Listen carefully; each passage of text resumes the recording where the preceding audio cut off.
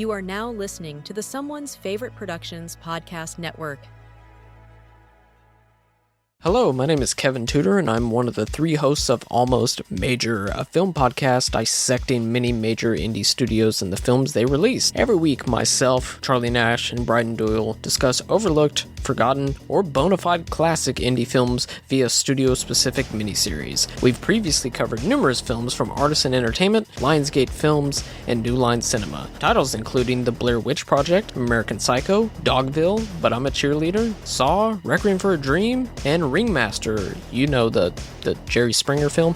Anyways, we have a fun time every week and we hope you will join us. Subscribe to Almost Major wherever you get your podcasts. Now proudly a part of the Someone's Favorite Productions podcast network.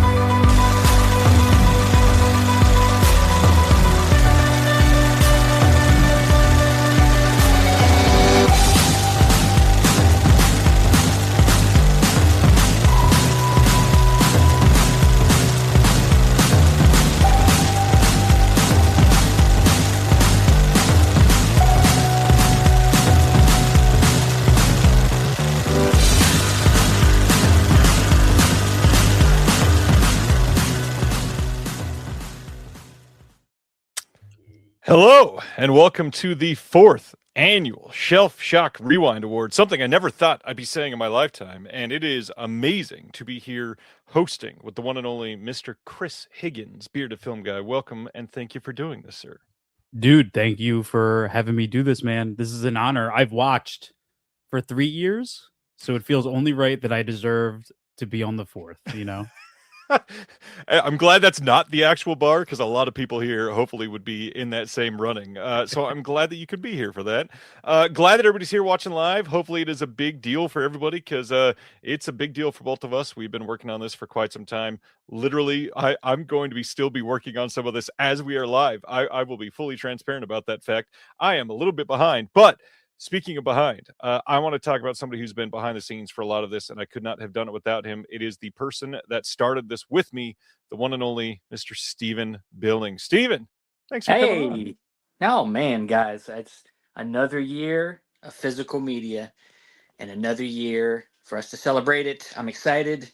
Ryan, I'm glad to hear that you're still working behind. Whenever I hear that Ryan's working on something while he's working on something, it just makes me happy. Well, I guess you're happy a lot, because it happens a lot. I am.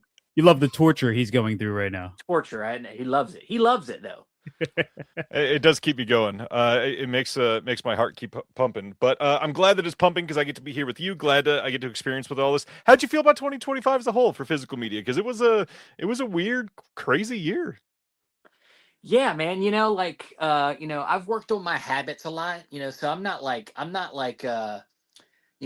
trying to pay attention to every little thing, because it makes me crazy. But everything that I saw coming out, it just went in all different directions. And one of my favorites. I mean, I got some favorites up here on the shelf. One of my favorites is down here. Night of the Juggler, man. Oh, this Night of the Juggler. Good release. I love it. And so yeah, no, I love this stuff, and it's why we started it. And it was a crazy year, man. And more, as we know, this happens every year. So more to come, more crazy stuff to come.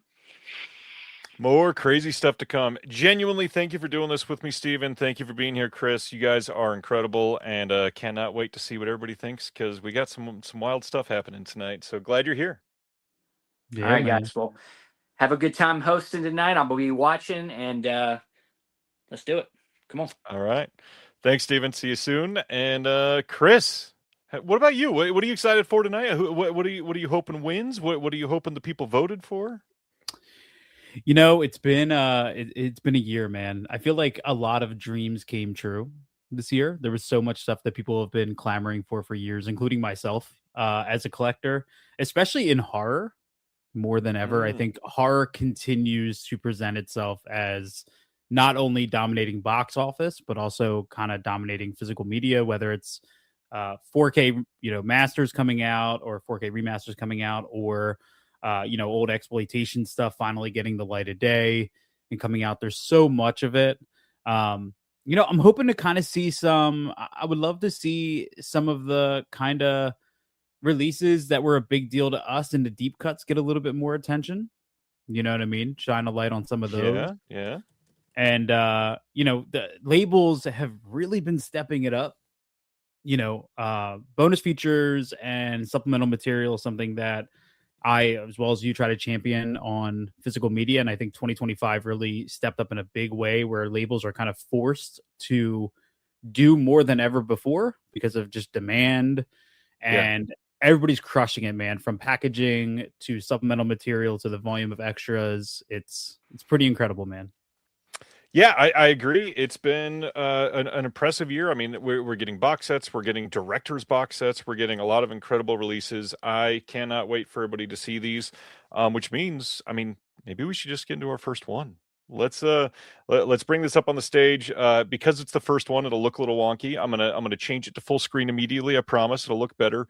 But let's talk about our first category, which is best pre-code and silent film release from last year. Hello there. I'm Tony Meaches. And I'm John Matthews. And we are the co-hosts of Imprint Cast.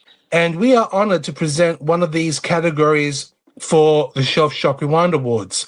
Once again, Ryan and Chris, thank you so much for adding us on. Yeah, really appreciate the opportunity to present this. Silent film and pre-code cinema. So many film masterpieces from there. Directors like Georges Méliès, F.W. Murnau, even Alfred Hitchcock.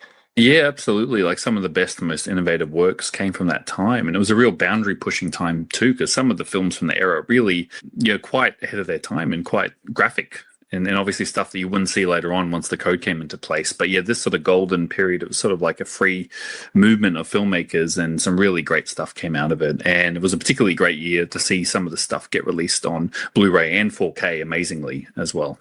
Definitely. And we are honored to present the best pre-code and silent film release for 2025. And the nominees are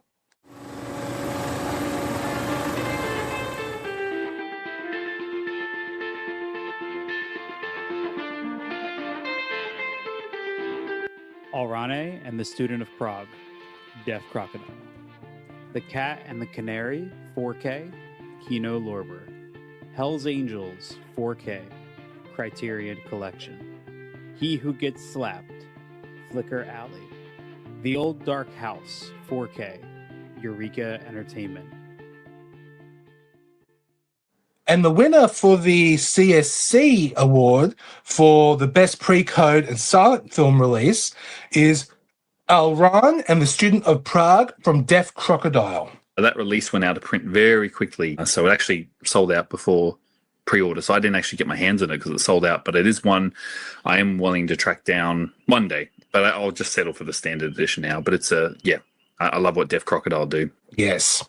And the community winner for the best pre-code and silent film release is from Eureka Entertainment, and is the Old Dark House 4K, which was a really nice upgrade from Eureka this year. Congratulations to both winners. Well deserved. Oh, wow. That's very cool. Oh, that's fantastic. Didn't see that coming. We are really stoked to hear that. Yeah. Especially because there's so many other amazing silent and pre-code releases out there.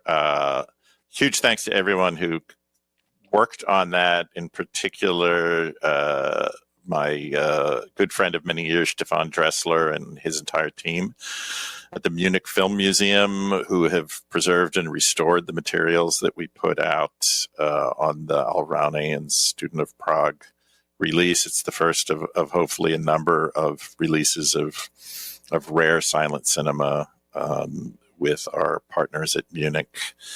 So a huge shout out to them, and to, again, all of the essay writers, commentators, Dave McKeon for the gorgeous artwork for the deluxe edition. And it was our first silent cinema release. So Yeah, it's nice. It's nice that it's sold well and now winning this award.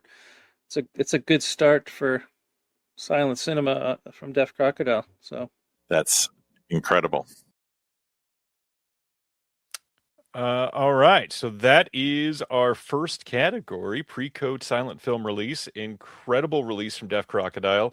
That Alrane and Student of Prague double feature, you can still get in the standard. It's not gone forever. John said out of print, but you can still get it. Don't worry. That Eureka release, also incredible. Deaf Crocodile, you been checking much of theirs out recently? Yeah, I mean, they were nice enough to last year hook me up with a whole bunch of animation stuff to check out because I was on Reconnected talking about how I don't know shit about it. And they were like, we need to change that. I think it's literally what their email said. And it's been incredible ever since because as somebody who I consider myself pretty willing to branch out, they really opened my eyes to unique and new experiences. And I mean, the bonus features, the packaging, all incredible, man. I mean, they're deserving of every bit of this. But the Old Dark House from Eureka is also incredible. So incredible 4K. Yeah, absolutely incredible, man. As a reminder, we are going to have a handful of giveaways tonight, so make sure you're here and ready to answer some quick trivia questions via the chat when those comes up. First one to answer correctly is going to be winning a handful of some awesome giveaways. We'll have to cover those soon. But, I mean, let's just keep it running. I am pleased to bring back somebody who's now done this.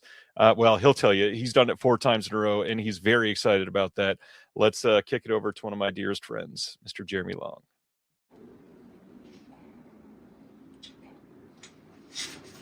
Oh, hi there. Sorry, you caught me doing a little light reading. Hi, all you physical media lovers. It's me again, Jeremy Long, frequent guest of The Disconnected. Let's be real. You all know who I am by now, right? I mean, this is the 4th year of the Shelf Shock Rewind Awards, after all, and not to brag, but I've been a part of all 4 years. Only 2 against my will.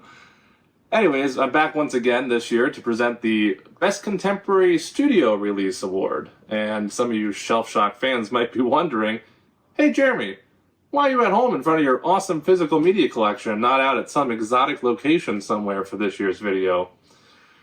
And the answer is, unfortunately, I'm still on house arrest for impersonating Dave Grohl in last year's video. Some info about Dave Grohl. Shut up, Siri. Anyways, turns out he's quite litigious and, well, never mind. My lawyer says I'm not allowed to talk about it, so let's just move on with the video. And the nominees are... Here's where the nominees go.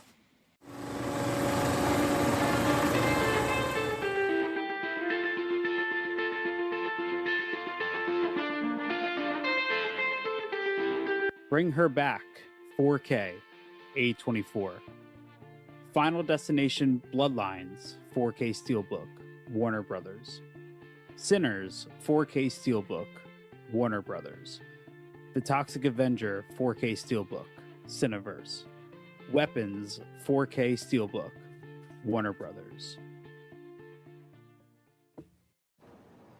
Hey, welcome back, everybody. Here's a pop quiz for you. What does the winner of both the CSC and community vote and me all have in common? We're all sinners. Well, I'm contractually obligated to say the winner is the 4K Steelbook and not the tiny guitar. Anyways. Also, forgive me, Father. Silly Jeremy, I don't exist. Foo Fighters. That's a close one, because if he was real, let's face it, I'd be going straight to hell. Ex adu immortalis. Fuck. Back to you, Ryan and Chris. Oh, Jeremy.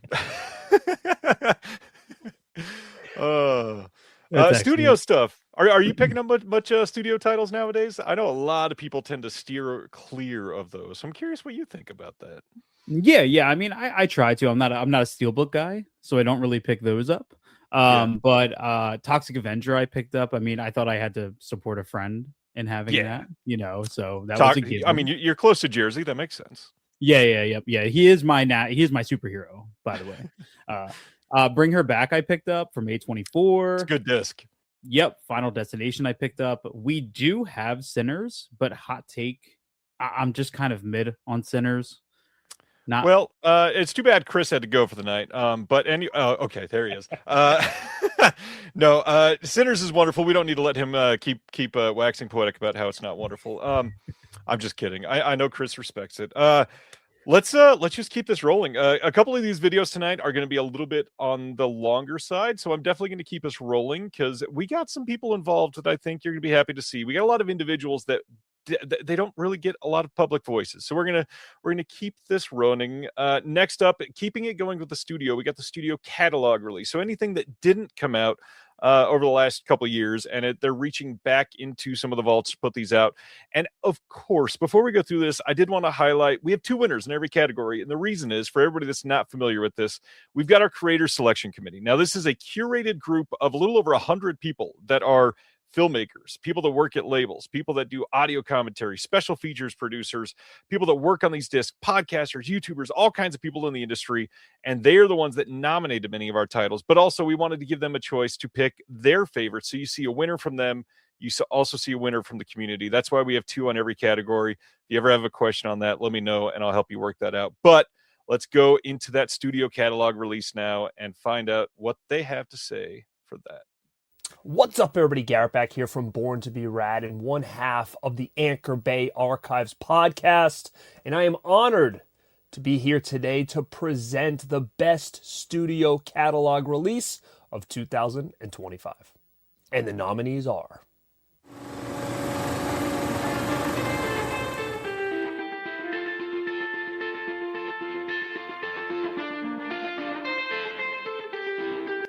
Boogie Nights 4K Steelbook, Warner Brothers. A Nightmare on Elm Street 4K Steelbook Collection, Warner Brothers. Night of the Living Dead 1990 4K Steelbook, Sony Pictures. Panic Room 4K Steelbook, Sony Pictures. 7 4K Steelbook, Warner Brothers. And the winner, voted by the Creators Selection Community, goes to...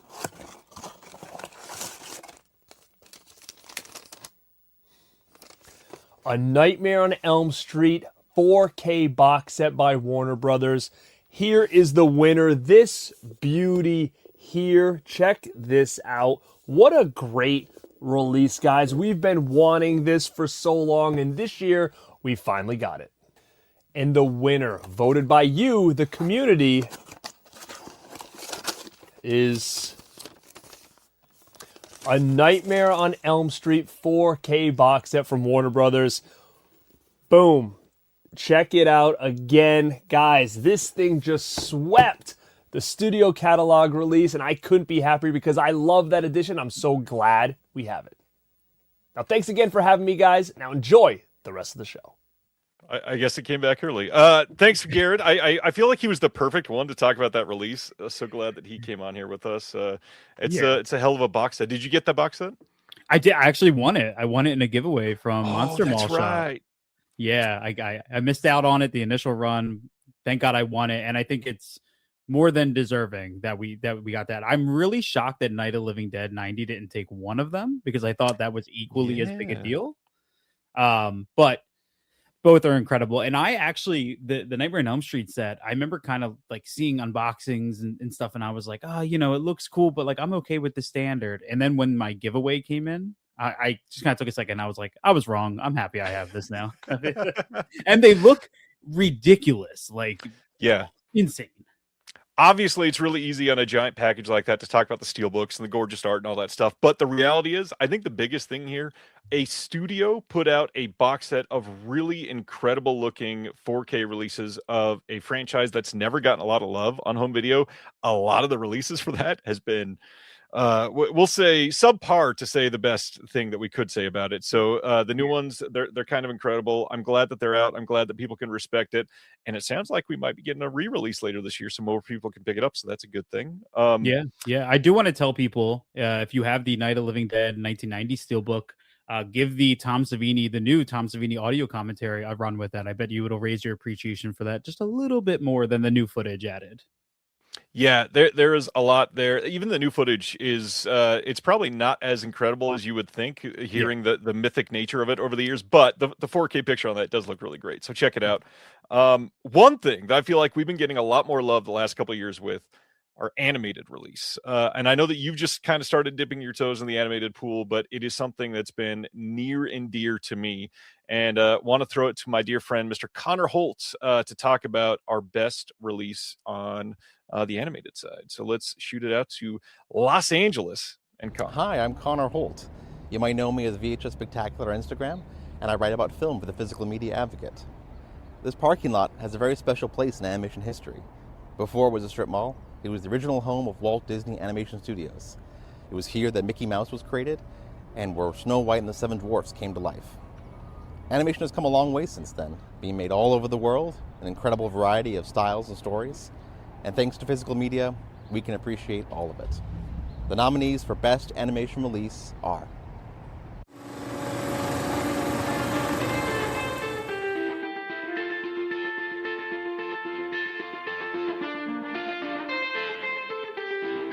Essential Polish Animation, Radiance Films. Flow, 4K, Criterion Collection. Gwen and the Book of Sand, 4K, Deaf Crocodile. I Married a Strange Person, Deaf Crocodile. Perfect Blue, 4K, G Kids. Oh look, a VHS copy of My Neighbor Totoro. Let's take a look inside. And the winner of Best Animation Release, as chosen by the Creators Selection Committee, is Perfect Blue 4K from G Kids.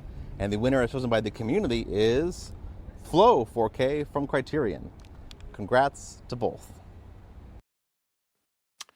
Huge year for animation. I'm glad that Perfect Blue's getting into more people's hands. That movie is absolutely incredible.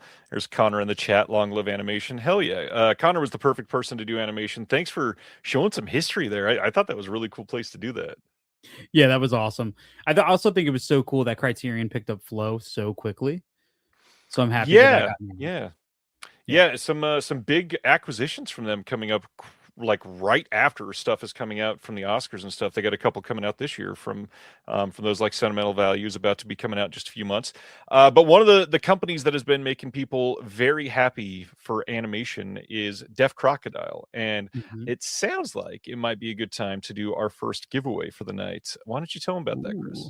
Yeah. So a huge thank you to Deaf Crocodile. We're actually going to be giving away a $50 gift card for their site. And couldn't think of a better trivia question than to kind of wrap it around to some Deaf Crocodile history. So I hope you're up to date. Your question is, what title was Deaf Crocodile's first major restoration project? First one in the chat to type it out wins a $50 Deaf Crocodile gift certificate. It is not What's the Cat's Name, Travis. That was a good try, but you probably could have answered that before it went in. This is a title that, for anybody that was wondering, you might find an answer not on disc from them yet. Lots of answers coming in, stuff that they've done, but I've not seen the proper title yet. So we'll keep that going. Winners tonight, as they choose the Ice Grizzle said Man from Singapore. The title would have been The Unknown Man from Shandigore, but that's still not the right answer. Good try there. If you are winning tonight, you are going to be somebody that is going to be sending me an email, and Matt over at What's the Idea Editing got it. Funny enough, they have not released this on disc because they don't have the rights to release it. They just helped with the restoration. Assault on Precinct 13 was their first major restoration project that they handled as Deaf Crocodile before they became a disc producer. So congratulations, Matt. Send me an email at shelfshockrewind@gmail.com. And I will get your email address over to Craig at Deaf Crocodile, and we'll figure out how to go from there. So appreciate that. Congratulations, Matt. And yeah, it was a trick question. Sorry, Craig. That is awesome. Let's see. I think it's probably time to go in to Best Martial Arts release following that. Martial arts, are you into many of the martial arts titles that are coming out recently? Yeah, I mean, I'm getting into them. There's so much coming out. I think you don't really have a choice to kind of dip your toes in. You know what I mean? Like, but it really started for me, honestly, when Severin did the Bruceploitation box set. Yeah, it's a You fun know, and box, super fun box. at that point, the Shaw scope was already so far, like already so intimidating. Yeah. So I jumped into Bruceploitation. That really kind of opened up the door for me, and I've been dabbling in it more and more. So I'm excited to see who takes this one home. Well, anybody that is super into martial arts or maybe just getting into martial arts, one of the people that I would suggest that you follow on social media and on YouTube to get into any of this is my dear friend, the Fanatical Dragon, and let's throw it over to him. Hey, thank you, Ryan and Chris. I'm Johnny, aka the Fanatical Dragon. You can find me right here on YouTube, posting reviews, unboxings, and interviews on East Asian Cinema. I am also 1/3 of the Might Avengers podcast, alongside Jason from Martial Arts Theatre 3000 and Sean from Food for Thought. And I'm extremely lucky to contribute to a whole bunch of Blu-ray releases. I've written for 88 Films, for Chameleon, and for Terrorvision, and produced video essays for Spectrum, and have a whole lot more in store for 2026. But today it's all about 2025, and it's my absolute pleasure to announce the category for Best Martial Arts Release from 2025. So back to you, Ryan and Chris, for the nominations.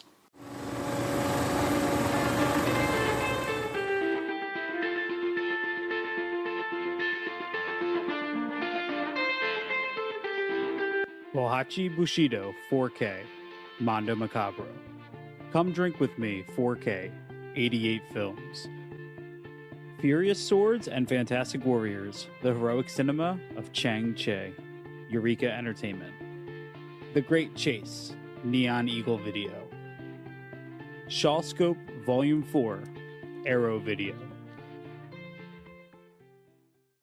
Hey, thank you again, Ryan and Chris. So without any further ado, it is time to announce the winner of the Best Martial Arts Release of 2025. And it is, of course, it is Arrow for Shawscope Volume 4, who've managed to win not only the CSC Award, but also the Community Choice Award. So another clean slate for Arrow, as it was the last time I did one of these, when they won for their Bruce Lee box set that's proudly sitting up there on my shelf behind me. But for 2025, it was Shawscope Volume 4, an incredible box set, really, really kind of great mix of horror and fantasy, with a little bit of wuxia thrown in as well. If you've not had a chance to pick it up, I absolutely recommend that you do. But now back to Ryan and Chris for the rest of the categories. Thanks for watching. Wow. Well, that's wonderful to hear, because technically speaking, it's not even really a martial arts set. It's kind of one of the things that we wanted to do, particularly when we picked the name Shawscope, which obviously is the name of the widescreen process, but we also wanted to ultimately in further box sets beyond the volumes 1 and 2 that we initially had kind of set up, we wanted to do justice to all the different genres that not all the genres necessarily, but as many of the genres as we could that Shaw Brothers would do. So I was particularly excited that volume 4 would be the horror, sci-fi, fantasy box set, and there's still some martial arts in there. There's still a fair amount of kind of wuxia crossover and a bit of kung fu as well. But no, it's the fact that the fans are kind of still, after all these years coming back for more, it's wonderful to see. So thank you very much to the Academy. James is amazing. I love what Arrow's done. The Shawscope box sets are kind of incredible, and that fourth one I know made a lot of people happy because it was like the genre box set that they put out that wasn't just fairly strict martial arts. So even somebody like you who's just getting into it would probably appreciate it more than many. Yeah, and honestly, I appreciate just how much Shaw stuff we're getting out in general. But from Imprint, from Vinegar Syndrome, this past year, especially for horror fans. Yeah, there's been so much, and they've actually been kind of some of my favorite discoveries over the last year or so. So incredible work there. Boutiques, though, other than martial arts, have been focusing on kind of the bread and butter of the boutique world, which is what they've been putting out through their releases for years, and that is horror. I know that horror is special to you, and I have not even given you a chance to talk about it. So why don't you talk about your podcast for a moment? If everybody's watching and they appreciate you, where could they find you? Thank you. So very lucky to host an incredible podcast with my best friend, or I say incredible in my view. I see it as incredible. It is called Beyond the Blood. Steve from After Hours Video and we essentially break down genre films using their audio commentary as our discussion base. So we'll watch a movie, deep dive into it, dive into the audio commentaries, and kind of build a conversation that comes from what we see as a unique point of view for those who maybe aren't into commentaries or just getting into them. There's so much information in there that is absolutely phenomenal. And not watching them, you're missing out on a lot of just fantastic insight and analysis. And on our show, we use them to form a conversation. And we're very lucky to be part of Someone's Favorite Productions with Ryan and a bunch of other podcasts. And it's really been, phenomenal journey. We just had on Dave Lee from Umbrella Entertainment to talk about the making of their upcoming Monsters and Curiosities box set. It's been a crazy journey, man, and I just can't thank you and everybody else enough who's been tuning in. You start these things and you don't really know what's going to happen, right? You're like, okay, let's go. And then the first year passed and the show grew so much that going into year 2 was actually kind of nerve-wracking, because we're like, all right, how do we do this better and keep this train rolling?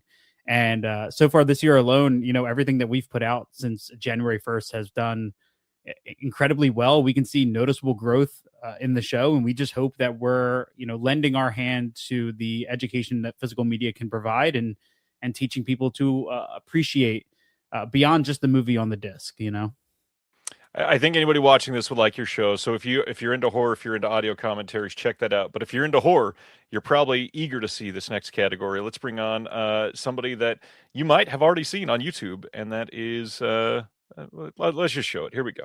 Hey everyone, my name is Daniel with the Cobweb Channel, a YouTube show where I make videos counting down lists of a ridiculous amount of horror and cult movies, rankings, recommendations. It's a good time. And while most of us physical media lovers love to collect movies from all different genres, like yes, I have While You Were Sleeping on both DVD and VHS, there's just no question these boutique labels by far put the most care and attention on the horror genre, which is also my favorite genre in all of film, which is why I am so honored to be presenting in the category of Best Horror Release. And the nominees for Best and Scariest, I'm sure, Horror Release are...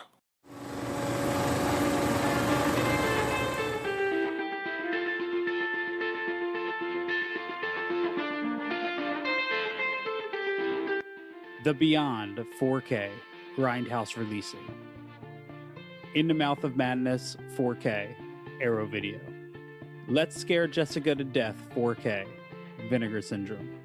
A Nightmare on Elm Street 4K Steelbook Collection Warner Brothers. Possession 4K Second Sight Films. And the winner of Best Horror Release is apparently this clamshell VHS edition of Goosebumps Werewolf of Fever Swamp. I mean, I'm a 90s kid. I love Goosebumps, and this is an absolute banger episode, but isn't this like really old? I don't really Oh, I see. I think this is the winners, guys. This is the winners right here. Oh man, this is exciting stuff. This seems really old. This seems like it's been foretold in prophecy for many years ago. And the winner of Best Horror Release, as voted by the Creator Selection Committee, is Possession on 4K from Second Sight Films. Such an incredible and one-of-a-kind film, and for me, also wins in the category of Best Sex Scene. It's actually not weird that I said that. Don't make it weird. And the winner of Best Horror Release, as voted by the community, is The Beyond 4K from Grindhouse Releasing. Also an incredible film that I love, but I think what clinched it for the community was that eyeball. The little plastic eyeball. Come on, who out there got that? Show your hands. Thank you so much for having me on this show. Now I'm going to go watch a scary movie. Wow. So yeah, thank you so much, guys. It's an honor. It's a passion project for us all here at Second Sight Films. It's a film we've respected for many years, and it's just excellent that the film is being so well received by you guys and from the community at large. Wow, that's incredible. There's so much great stuff was released last year that it's pretty astounding. Wow, that's something. Yeah, thank you. Unbelievable. For those that don't know, Bob Murawski, who owns Grindhouse Releasing, is literally the editor for every Sam Raimi movie ever made. Like, what is happening? There's a Sam Raimi movie in theaters right now, and we just got the editor of every Sam Raimi movie to talk about the release of The Beyond. Like, just an incredible time on the show. Dude, can I just say, like, Daniel's energy is incredible, man. No wonder that guy just hit 100K on YouTube, man. Insane. Yeah, Daniel is pretty great. Glad that we finally got to see somebody from Second Sight talk about these releases. It's been a long time coming on the show. So glad that we got Philip Escott on here. He is doing just remarkable work. I know a lot of people in the chat love Second Sight, so it's incredible to see a face for the first time in a long time with them. Horror, though, just knocking it out of the park every year. It is crazy what we're able to get coming out of some of these boutiques, but everybody needs to check it out. I do want to stand in line with the chat, though. Give us pieces on 4K. Somebody, I absolutely need that. We need a new generation of people to discover pieces and say, what the hell am I watching? Yeah. And I also want to plug once more Beyond the Blood podcast. If you go back to August of 2025, we had a nearly 2-hour conversation with Philip Escott all about the Texas Chainsaw Massacre. We broke down their box set, talked about the legacy, talked about the documentary. Like, we talked about so much stuff with him. And I think if you're a Second Sight fan, you're going to want to go back and check that out. What an incredible segue that was, and I don't even think you planned it. Let's talk about documentaries. I am a huge fan of documentaries, literally having launched a label myself this year. One of the first titles that we announced was a documentary, and I feel like a lot of labels have kind of steered clear away from them, and I get why, but also they're very important, and I really wish more people would focus on them. But having seen my dear friend in the chat who is about to announce this one, everybody give some love to Mr. KB Loves Movies, and let's throw it over to him and take a look at his incredible collection. I did not set out to find it. Discoveries never begin that way. They begin with boredom and an expensive movie that resists opening. Behind winter scarves and a manual written in 4 extinct languages, there it was. A glow. Not bright, not aggressive, just red. The kind of red that suggests importance, or danger, or a special edition you forgot you paid extra for. I turned the corner slowly. The red hue grows stronger, like a sunrise over discontinued formats. DVD, Blu-ray, 4K Ultra HD, all staring back at me, patient, slightly disappointed. This is not a collection. This is an archive. What's up, y'all? It's KB from KB Loves Movies. Join us every week for the conversation, but in the meanwhile, I'm here to present the best documentary release, and the nominees are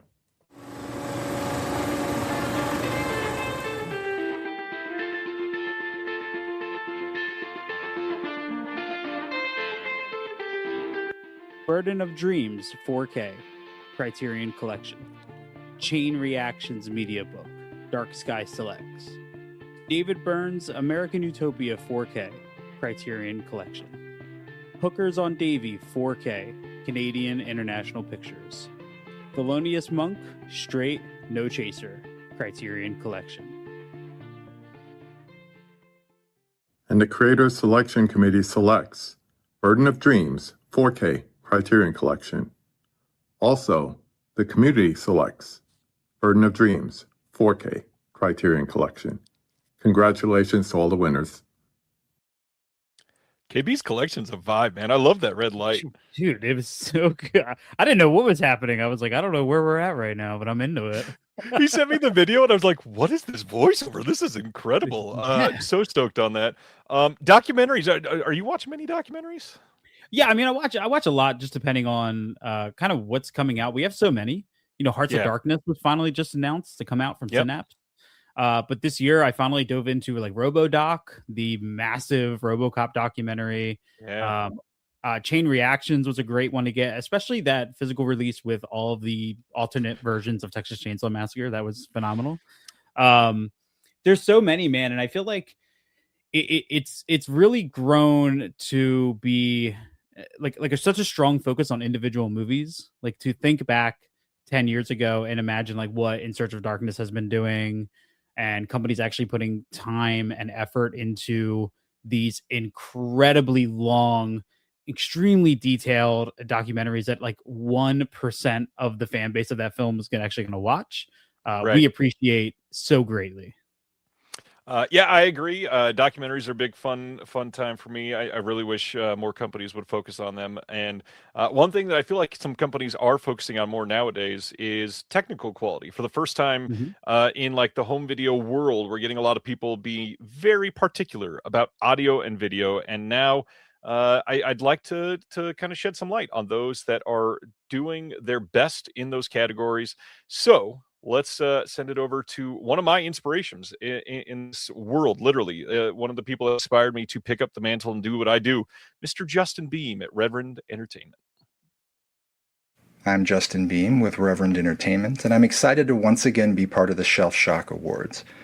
Physical media has never meant more than it does right now. From the studios to the independents, there are so many people putting a lot of effort and love into the releases that sit on your shelves. This really is film preservation, in my opinion. It's great to have a show like this that celebrates the work that producers like me, on to everyone else in the chain, are doing to make sure that the movies you love are ending up in your hands with the best video and audio presentation possible. My category today is Best Audio Presentation, and we have a tremendous lineup of releases as nominees. Let's take a look.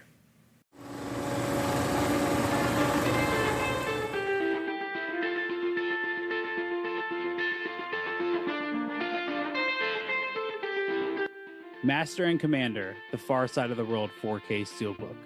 Disney, Mission Impossible, The Final Reckoning 4K Steelbook, Paramount Pictures.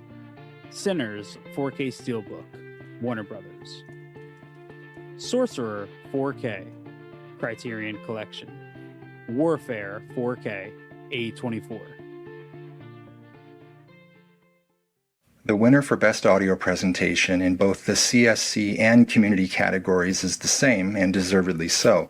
One of my favorite releases of 2025, Sorcerer on 4K from Criterion. Criterion does it again. Congratulations to all involved. You know, before this year, I feel like Criterion had went some time before it was getting some attention from the Shelf Shock Rewind voters, but thankfully, I feel like people have come around over the last couple of years and got a lot more attention on Criterion.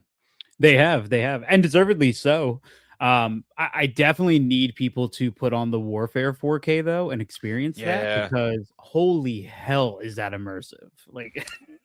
It is some of the best audio I've heard in literally a couple of years. The Warfare disc is pretty remarkable. But thankfully, a lot of these companies also doing a lot to pay attention on the video side. And I'm really glad that we're about to share this video because we got a story behind one of these releases. And the journey that the film got to come out is kind of impressive. You'll hear it's like a decade in the making almost. Let's go to the video. Hey everybody, I'm Nathaniel Thompson. I run the website Mondo Digital. It's mondo-digital.com. Around since 1998. You can hear me on a few hundred audio commentaries. I'm on numerous Shudder shows about horror movies, and I've written several books, most recently The Fright Fest Guide to Vampire Movies. But most importantly, I am so glad to be back as a presenter tonight. Tonight I will be presenting the award for Best Video Presentation. That is the release from the last year that made your eyeballs the happiest. So, without further ado, the nominees for Best Video Presentation are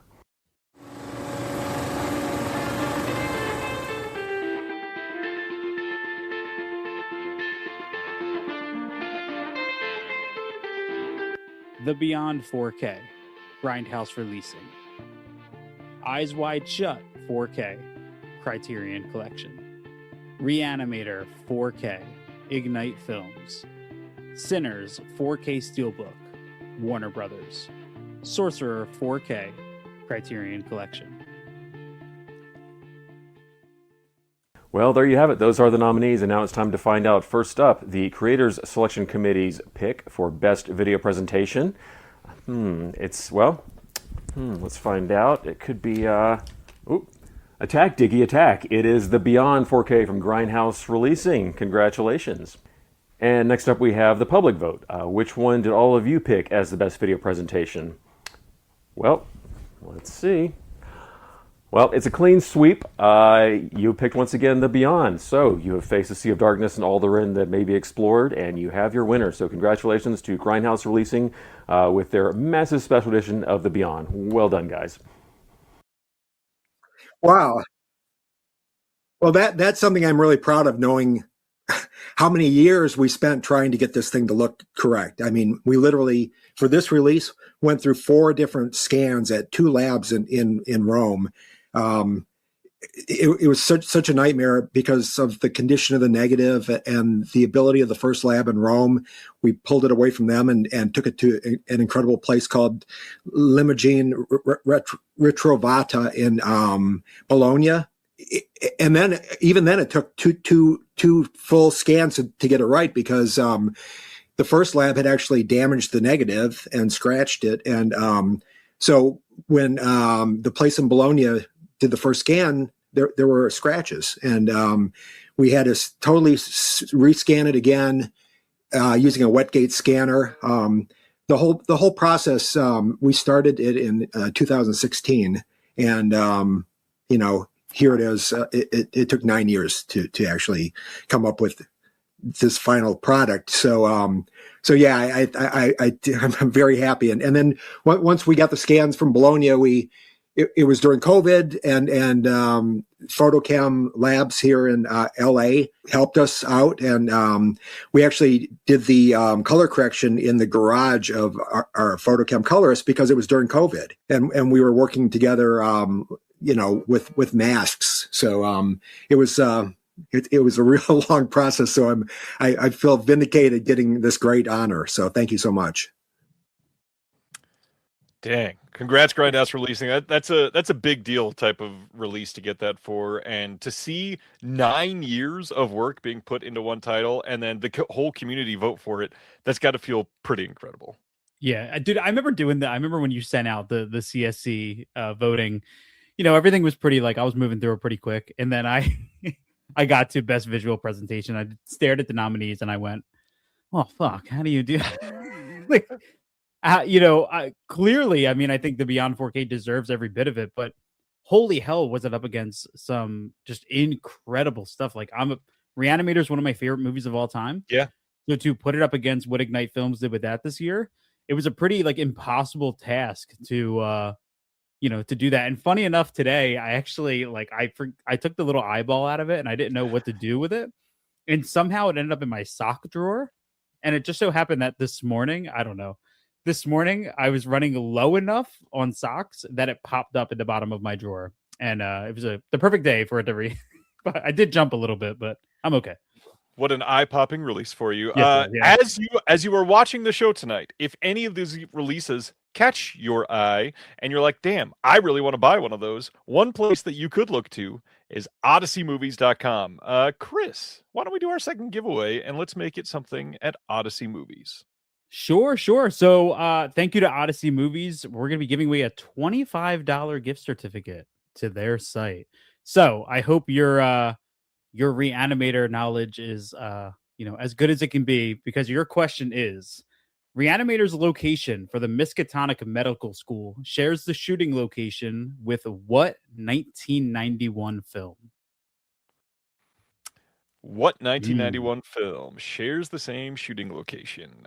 This is one that you should be able to get pretty quickly, especially if you love either of these two movies. And I have a feeling most of those in the chat do. Yeah. Let's see. I'm waiting for it all to pop up. Reanimator throughout the years. Did you pick up the second side or the Ignite? No, I picked up the Ignite. Yep. There it is. Like it's in there. Oh, I clicked the wrong one. This one, Jake over at Distorted Visions, with the right answer. It is Terminator 2. Terminator 2. Jake, I tell you to email me, but just DM me. I know you. DM me, and I will get your email address for Travis at Odyssey. Thank you and congratulations on the $25 gift card to Odyssey. Congrats, Jake. Good question, by the way. I really, tying those two movies together is super interesting and a really fun one. And, we just talked about the quality of video. One of the things that I love championing the most about a lot of these releases are not just when a video looks great, because yeah, it takes a lot of work to do that, but I love when something goes from looking really terrible to looking really great. We mentioned earlier Nightmare on Elm Street, something like that. And so one of the ones that I really like to kind of highlight on this is the upgrade on home video restorations. So let's cover that as our next category. The heck are you guys watching? You know, I'm supposed to be doing this Shelf Shock Rewind Awards presentation, best home video restoration. I'm supposed to be doing that like right now. You know that, don't you? All right. I mean, you're just up here like you own the place. I have news for you. You do not. You do not. I'm like, all right. I'm sorry, folks. It'll just be a second. Look, it's really been one of the great pleasures of my life, nurturing you and watching you grow. But this entitlement mentality, I mean, you just like taking over the whole room. This can't, oh, who am I kidding? Here's the nominees.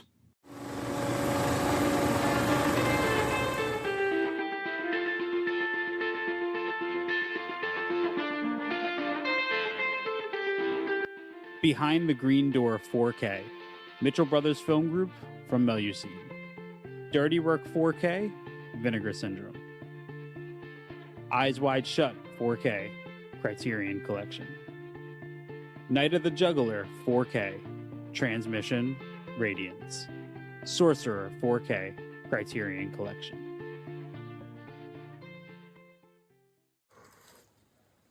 Seriously, we can't go on like this. I mean, this is out of control. This is too much. You know, this is too much, really. Here's the award. Oh, thanks. The award. The award for Best Home Video Restoration Upgrade goes to the Community Selection Committee has selected Night of the Juggler 4K from Radiance and Transmission Sublabel. So that takes care of that. And here's this other award. Oh, I forgot there's two. The Community Award, Eyes Wide Shut, 4K, Criterion. Congratulations, Tom Cruise. And this came for you in the mail?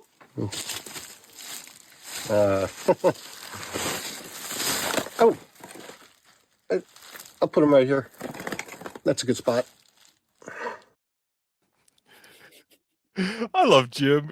The ideas are amazing on the people that are presenting these awards every year. Can I just say, 2 of the 5 for best home video restoration are the horniest movies imaginable, and I love seeing that. Between Eyes Wide Shut and Behind the Green Door.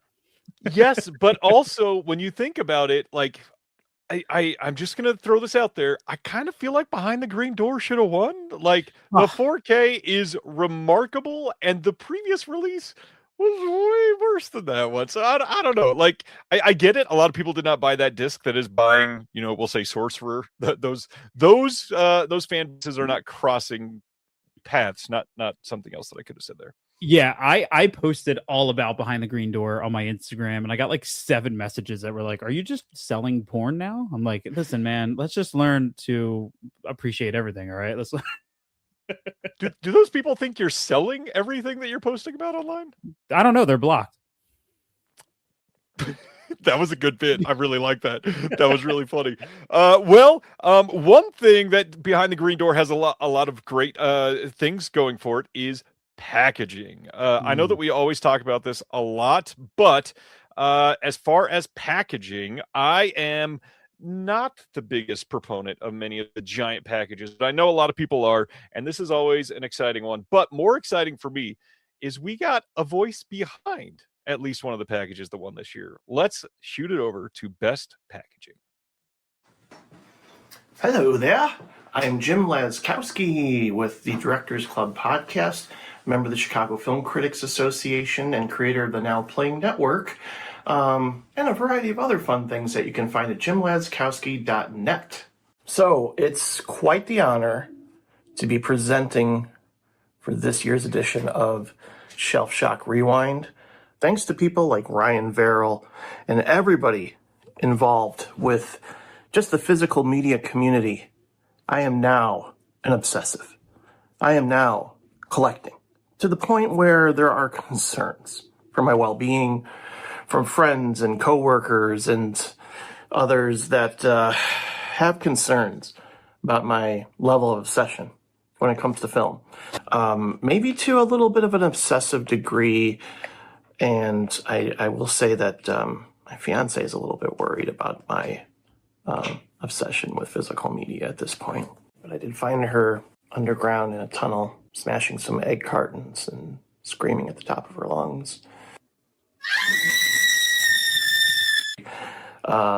Yeah, but movies allow us to escape all that, and in some cases confront it in a healthy manner. I'm just so grateful that there is this community of people out there. There's a whole lot of things to be grateful for, and one of those things happens to be physical media packaging design. So without further ado, let's do this. Yeah.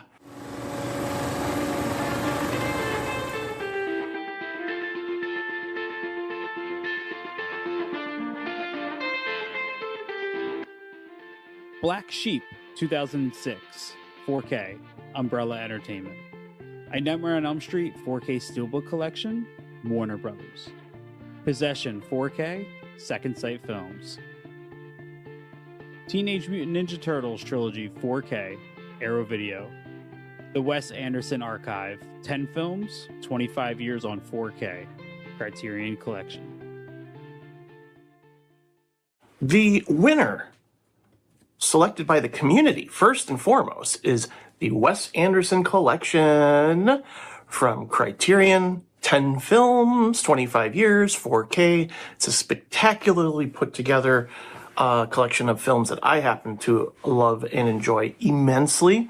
And the winner from the Creators Selection Committee for Best Packaging Design happens to be Possession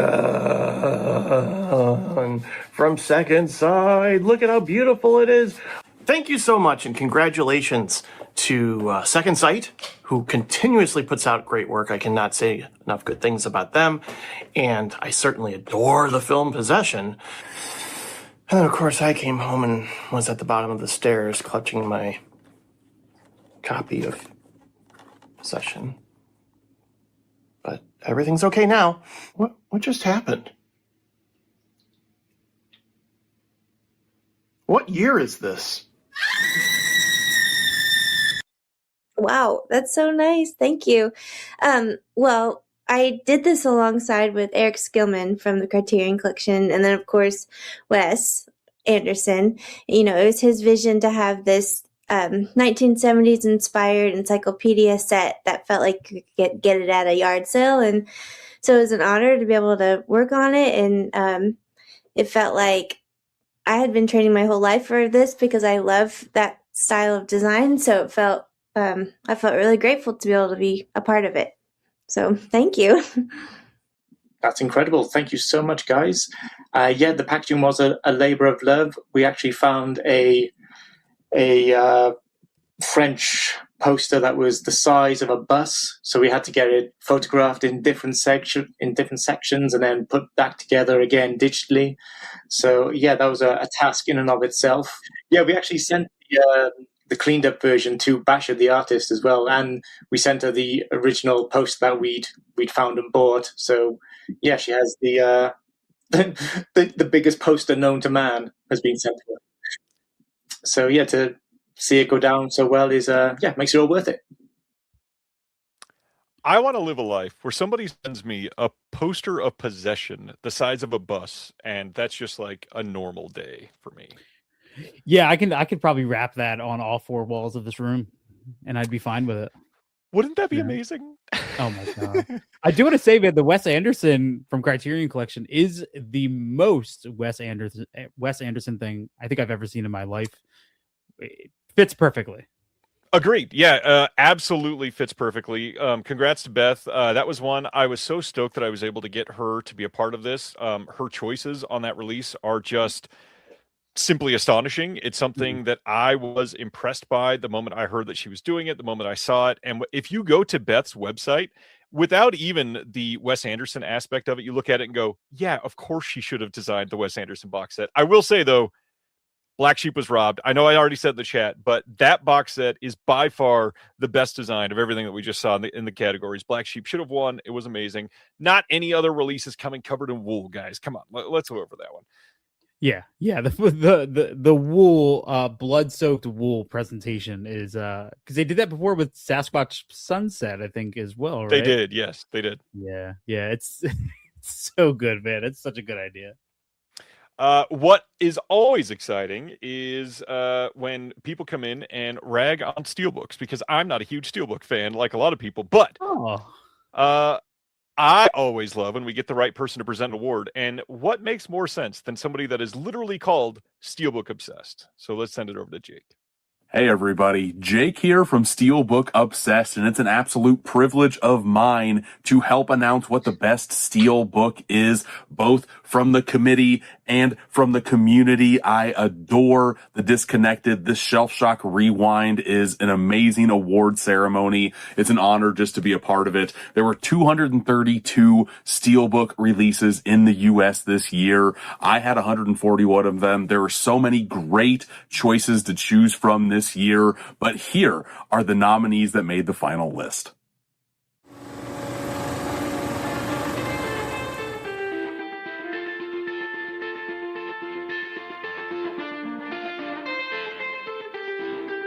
Boogie Nights 4K, Warner Brothers. Dogma 4K, Lionsgate Limited. A Nightmare on Elm Street 4K Collection, Warner Brothers. Panic Room 4K, Sony Pictures. Small Soldiers 4K, Paramount Pictures. Those are all great nominees. I have all of them in my collection behind me, but there can only be one winner. Let's open up the blank Steelbook to see exactly who the winner is. And will you have it? Will you look at that? Both the Creator Selection Committee and the community winner for Best Steelbook is this heavy honker for A Nightmare on Elm Street box set. This is a holy grail piece that is now a reality. Thanks to Warner Brothers, hopefully they continue to put out amazing physical media in 2026 and beyond. We'll see what happens with the whole Netflix of it all. But let's just revel in the positivity that is this amazing box set for an amazing horror franchise. Back to you, Ryan and Chris. We went this long, just over an hour until somebody said the word Netflix, but thanks, Jake. It could have been worse, I guess. I'm glad that this won in a way, but also I did say it in the chat already. This is the most obvious win of the entire night. I promise the rest are not quite as obvious. But when you're talking about best steelbooks and you get a full steelbook collection for a horror franchise, there's not a lot of options for people that are just diehard about horror. And it looks nice. It is something that is a wonderful release. Glad it came out. Glad that people could find joy in that entirely. Yeah. I mean, there was no surprise there. I mean, having the original artwork, all the individual steelbooks. I love not having the titles on the front of each of them. I think that was a nice way to kind of like clean it up. The nice little image on the back is something other than just having a blank, back on it. But I think it's the whole entire case in general, having the little details with the torn sweater on it and kind of like the embossing and stuff on that release, I think really puts it over the top. So I think it's well deserved, even though it was a kind of a give me. Yeah, it was kind of a gimme. What is also important about it is, again, they put so much time into the restoration. So I really want to highlight that part. I know that we're really talking about the steelbooks, and cool. It's a wonderful franchise. I love the movies. I'm just glad they look so good. Let's continue. Every year for the last handful of years, we always bring in a special segment to memorialize somebody that contributed a lot to the industry, and that is the incredible film historian Sergio Mims. And now we've got kind of a long segment. So Chris and I are going to be off the screen for a minute, but I really hope people appreciate this. Here we go.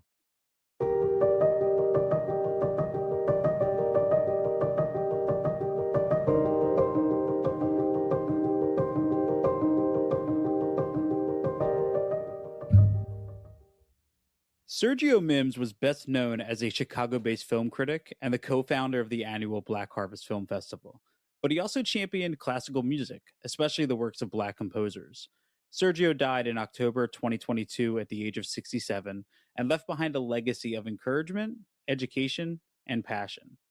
The past 3 recipients of the Sergio Mims Memorial Award were Kayla Janice, Sam Deegan, and Eugenio Recolani.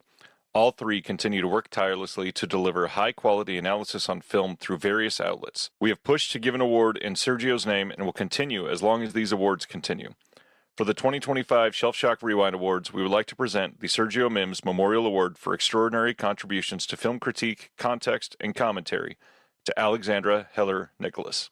If you've picked up any number of releases from any boutique Blu-ray company in the last decade or so, there's a 100% chance you have seen the name Alexandra Heller Nicholas. She has become one of the most distinctive and prolific voices in contemporary film scholarship, particularly in the realms of horror, cult, and exploitation cinema. Her academic work bridges popular genre studies and serious theoretical inquiry and shows us that films that have been ignored or dismissed as marginal or trash are in fact rich sites of formal experimentation, political discourse, and cultural interest. Through her books on rape revenge cinema, found footage horror, witchcraft, and cult filmmakers, she has consistently modeled how close textual analysis, feminist theory, and historical contextualization can convey complex analysis in accessible and entertaining language. Beyond the page, Heller Nicholas has made an extraordinary contribution to film culture through her Blu-ray audio commentaries and video essays, which now number in the hundreds. Her commentaries combine production history, genre context, theoretical framing, and scene-specific analysis, all delivered with genuine enthusiasm. Physical media increasingly has become a vital archive of film history, and her work ensures that genre cinema is preserved as an object of study worthy of intellectual engagement. What distinguishes her contributions most is the generosity of her approach. She treats filmmakers, audiences, and the films themselves with seriousness and respect, whether unpacking the politics of violence in exploitation cinema or illuminating the craft behind cult classics. Heller Nicholas embodies a model of public scholarship that is both academically rigorous and audience-friendly. Her work reminds us that criticism can expand the canon and deepen our appreciation of films we thought we already knew. We would like to say thank you to Alexandra Heller Nicholas for her prolific list of accomplishments, her ability to champion and remain enthusiastic about every film, and her passion for physical media across a wide range of genres and mediums. We would like to share some words of appreciation from a few of her peers and collaborators to share with all of you today. Alex is literally one of the best academics. I know she's a recovering academic, as she would like to say, but her knowledge of cinema is inspiring, and how she is able to just memorize all this stuff about films is incredible. And I am generally in awe of the woman. She is an absolute force of nature. And yeah, I love her. And yeah, she deserves it. I think some people would classify Alex as a critic. A critic usually is meant to, you agree, you align with their taste. They can sway you from a movie to watch, not to watch. Alex has always kind of inspired people to watch movies, I think.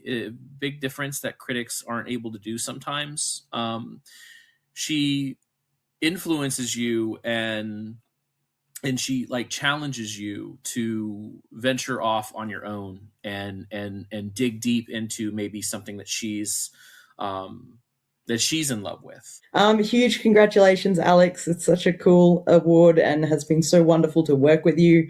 You've been a huge inspiration to my work and so very supportive over many, many years now. And so I'm just thrilled that you're being recognized. Congratulations. If I was to try and list all of the reasons that I love and admire Alex, it could easily fill the pages of a book. Although, unlike Alex, who I suspect never actually takes a break to sleep, in the time it would take me to write that book, Alex would probably have written and published no less than 10 books, and mine would still be nowhere near as good. I first met Alex many years ago, prior to a screening of The House with Laughing Windows, a film that, oddly enough, we wound up recording an audio commentary for, which released last year. So to say that was a fortuitous meeting is something of an understatement. because I've had the good fortune to work with Alex on a number of projects over the years, going all the way back to our days together on community radio station 3RRR 102.7 on Plato's Cave. And in all the time I've known her, I have to say that her dedication to film culture is matched only by the truly intimidating output of her work that she's produced over the years. The book publications, the audio commentaries, the essays, the articles, conference papers, radio and podcast appearances. But beyond the sheer volume of her work or the passion that she brings to each project, the rigorous level of research, the depth of her film knowledge, one of the things that I admire the most is her absolute dedication to making those insights and contributions accessible, without pretension, without academic stuffiness.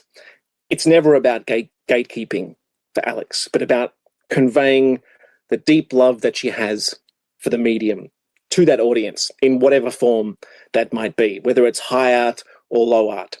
It's always about the particular film, first and foremost, and about opening cinema up to new insights and new audiences. There's always a selflessness in her approach, which I think is as rare as it is enviable.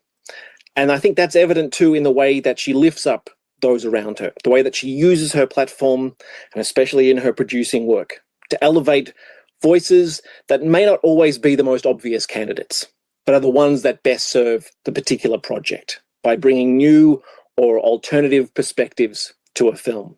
And I am absolute proof of that, because it's no exaggeration to say that I wouldn't have had the good fortune to have worked on many of the projects that I have without her having my back, without her opening those doors for me. And for that, I'm not only forever in her debt, but also eternally grateful.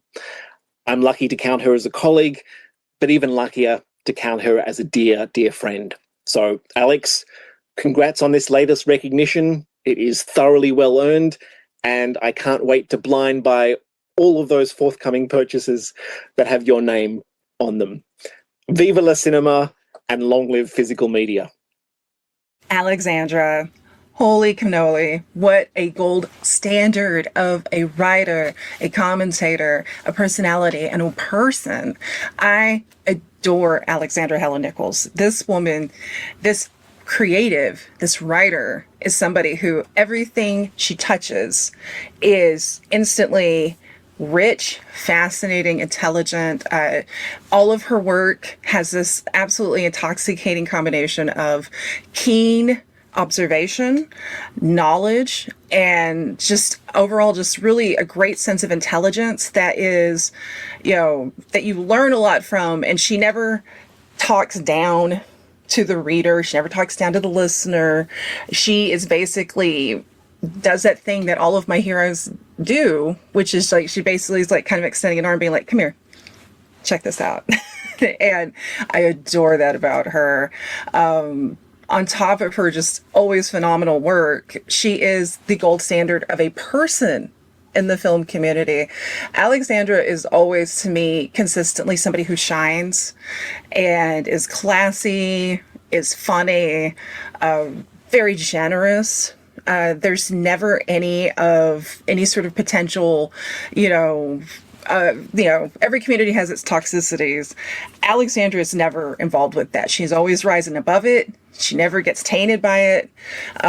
She's always just 100% generous and nice and kind and funny. She can have like a savage wit about her, but her heart is golden. Like, I absolutely adore her, and it would be hard pressed to think of somebody more deserving than this award than Alexandra. She is absolutely what all of us in this community should aspire to be the level of. She's absolutely phenomenal, and absolutely congratulations to this just juggernaut of a creator, and all of the kudos and love.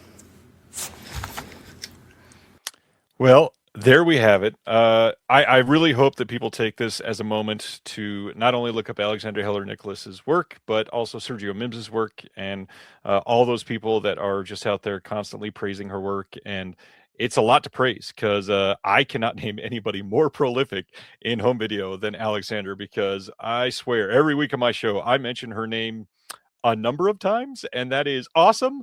But holy hell, Alexandra, take a break sometimes. Yeah, I mean, this is, people like her are the reason why I think people like you get into this like we do. People like, myself and Steve with the podcast.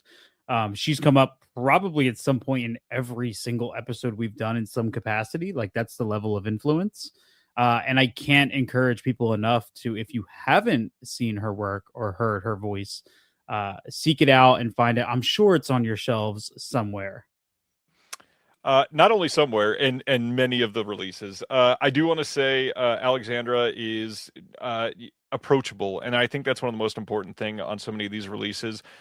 Chris and I have both been championing the idea of physical media being education, and I really hope people embrace that for years to come. On that note, let's get back to some of our other pieces. We were just talking about packaging and steelbook, and of course, what goes hand in hand with that, but great artwork. So let's cover the best artwork of the year. Hello, my name is Will Dodson. I'm a writer and a media studies professor, and I am delighted to be presenting the award for Best Artwork. The nominees are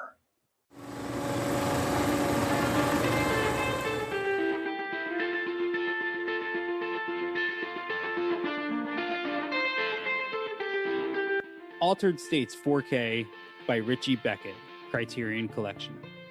The Deadly Spawn 4K by Wes Benscoter, Synapse Films. Freaked 4K by Thomas Nicolette, Umbrella Entertainment.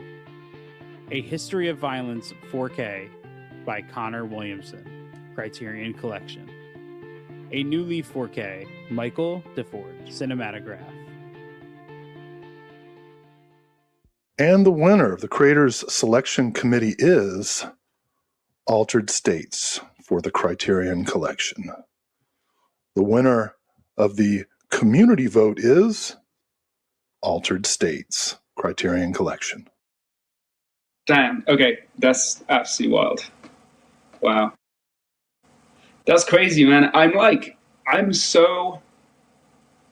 Firstly, like, I live kind of outside of that world in many ways with, like, physical media stuff. I'm, like, such a sort of Luddite in these ways. I felt like when we put out that Criterion art and I saw all the other incredible artwork that was coming out even just in that wave and continuously, like it was a big deal making it. And then when I saw it come out, I saw how much other incredible art was going on in that, and which was really exciting to see. I guess my point in that is like, I don't know how it lands with everyone else collectively amongst all of the other incredible art that's out there, That's amazing. Thank you. Thank you to anyone who had any part in voting or making their support known in that way. That's extremely cool. I don't feel like I haven't really been awarded anything in that way before. So yeah, I'm kind of letting this sink in. That's extremely cool. I come from a time of sort of like going to the video store. I don't even now use Blu-rays and DVDs and things like that. Like I don't even have really physical media myself. I come from, I grew up going to the video store, buying something very much based. The packaging was so integral to what I was taking home with me and the decisions I made about what I was going to watch. Going into the video store, you'd go with an idea of what you wanted to get, but invariably you'd go in and it was someone else who had it out and they only had 3 copies. So then you'd have to go for a wildcard option. And that would very often be based on what the artwork was. And I also feel that in that era, the artwork often was not entirely representational of exactly what the film was even. It was always a kind of a step away from it. I always think of it like the idea of what the art would be if you were telling your friend about the film. This is what this film is. So if it comes to me to then make art to represent a film, whether it's a poster or whether it's packaging like this, I want it to look like what you'd tell your mate the film was, not just a picture of even depicting a specific moment necessarily from it, but maybe something just a bit more of a fantastical take on it, With Altered States, it's already such a visually stunning film with so many visual, like when I was asked to do it, immediately I jumped at the chance, just thinking like, oh yeah, this is the perfect film that I would want to do, because it's just all. Cam Russell had so many crazy ideas with it and pulled in so many incredible visual ideas into one place. And then I was kind of overwhelmed for a minute of what I was going to do with it, because there were kind of too many options. But yeah, I just wanted something really kind of explosive, really, for the cover. So I drew the whole thing on a scraper board, on a clay board. So it's all actually just, it's not drawn in pen and ink like I would normally do. It's actually just scraped into a black scraper board that reveals white underneath, with like this little old weird vintage tool that I use. So, but I kind of discovered a new process on this piece specifically. I'd always been obsessed with Bob Peak, who did like all of the Excalibur art. Arrow Video put out recently the Excalibur set with, and the thing I love about it, they actually just used all of his art. They just printed all of it, which is incredible, because no one needs to ever revisit that film in that way, because that's like my favorite art of all time for a film, you know. But I always wanted to do something with that, because he has all of those bright shards of light in it, and it's a very specific thing. And I was like, if I can smash that together with my pen and ink work and with the visuals of Altered States, and that was the vision for it, really. So it's like that, inspired by Bob Peak, but then trying to put that through the filter of a completely different style, because he uses airbrush, you see. So for airbrushing, all of that makes complete sense, to have these shards of light flying around. And it doesn't really lend itself to pen and ink, but somehow I found a way to, yeah, I feel like I discovered something new for myself on that project. I get something so nice as part of this community to see an artist that doesn't ever get to talk about these, doesn't get notified that like people even like this stuff. He kept going on and on with me about how he's not into the technology side of things. So he is so, pardon the pun here, but disconnected from the entire home video industry. And seeing him like immediately get emotional when I told him the community voted for him to win, it meant so much in that moment that I loved that he could do that. And then to hear so much, like, when else are we going to hear about the process of him creating a brand new process to make this art? It was so cool. Yeah, yeah. And I mean, the most recent Criterion sale, I didn't even really learn to appreciate the Altered States cover until it was next to and alongside a bunch of other Criterion titles. And I was like, holy shit, this stands out. And I also just want to shout out, because I know it got a lot of criticism, but the History of Violence artwork is it's so good in contrast to the movie. And it got such a harsh reaction upon the announcement. And I felt like I was one of the few that was like, dude, this fits so well in some weird way. And that's another one that looks great on the shelf as well. I agree. One thing that I love, of course, is all the on-disc supplements. So that's the next portion that we're going to talk about. I'm going to do the first category, which is going to be Best Interview. And right after this one, we'll get into our next giveaway. So let's cover the Best Interview from 2025.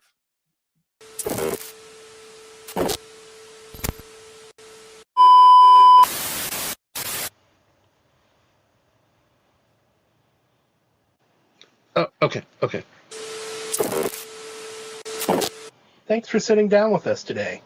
Welcome to the 2026 Shelf Shock Rewind Awards. Now, for the record, can I have you state your name? Sure. I'm Dustin Putman. And what would you say you're best known for in the creative space? Well, I've been a film critic for literally decades. Lord help me. I'm the author of the book, The Fright File, 150 Films to See Before Halloween. Well, I've been fortunate enough to appear as a guest on several different film-related podcasts and YouTube shows these last few years. And coming up, I contributed an essay to New Wave Video's upcoming Blu-ray release of Noriko's Dinner Table. Wow. Yeah. I did not ask you all that. Oh. Can you tell me the category you're presenting? Yeah, sure thing. I'll be presenting the award for Best New Interview, and the nominees are... It won't be this one.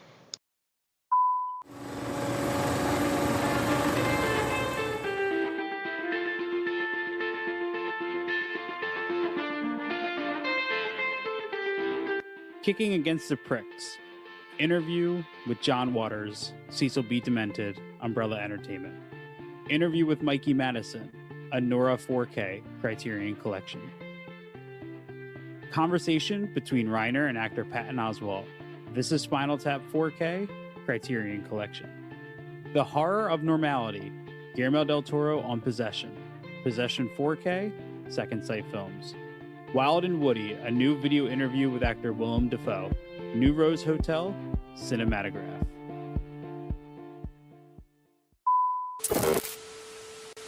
What an amazing lineup. Can you tell us the winners? Sure can. I'm so happy to announce the winners for Best New Interview, as voted on by the Creator Selection Committee, and the community are one and the same. And the winner is The Horror of Normality, Guillermo del Toro on Possession. Possession 4K from Second Sight Films. Congratulations on this great honor. Excellent. Is there anything else you'd like to add? Oh, yeah, sure. Just 3 more things. Number 1, the Academy clearly wasn't ready for Possession in 1981. 2, the film is actually about divorce. And 3, all hail the octopus. Thank you.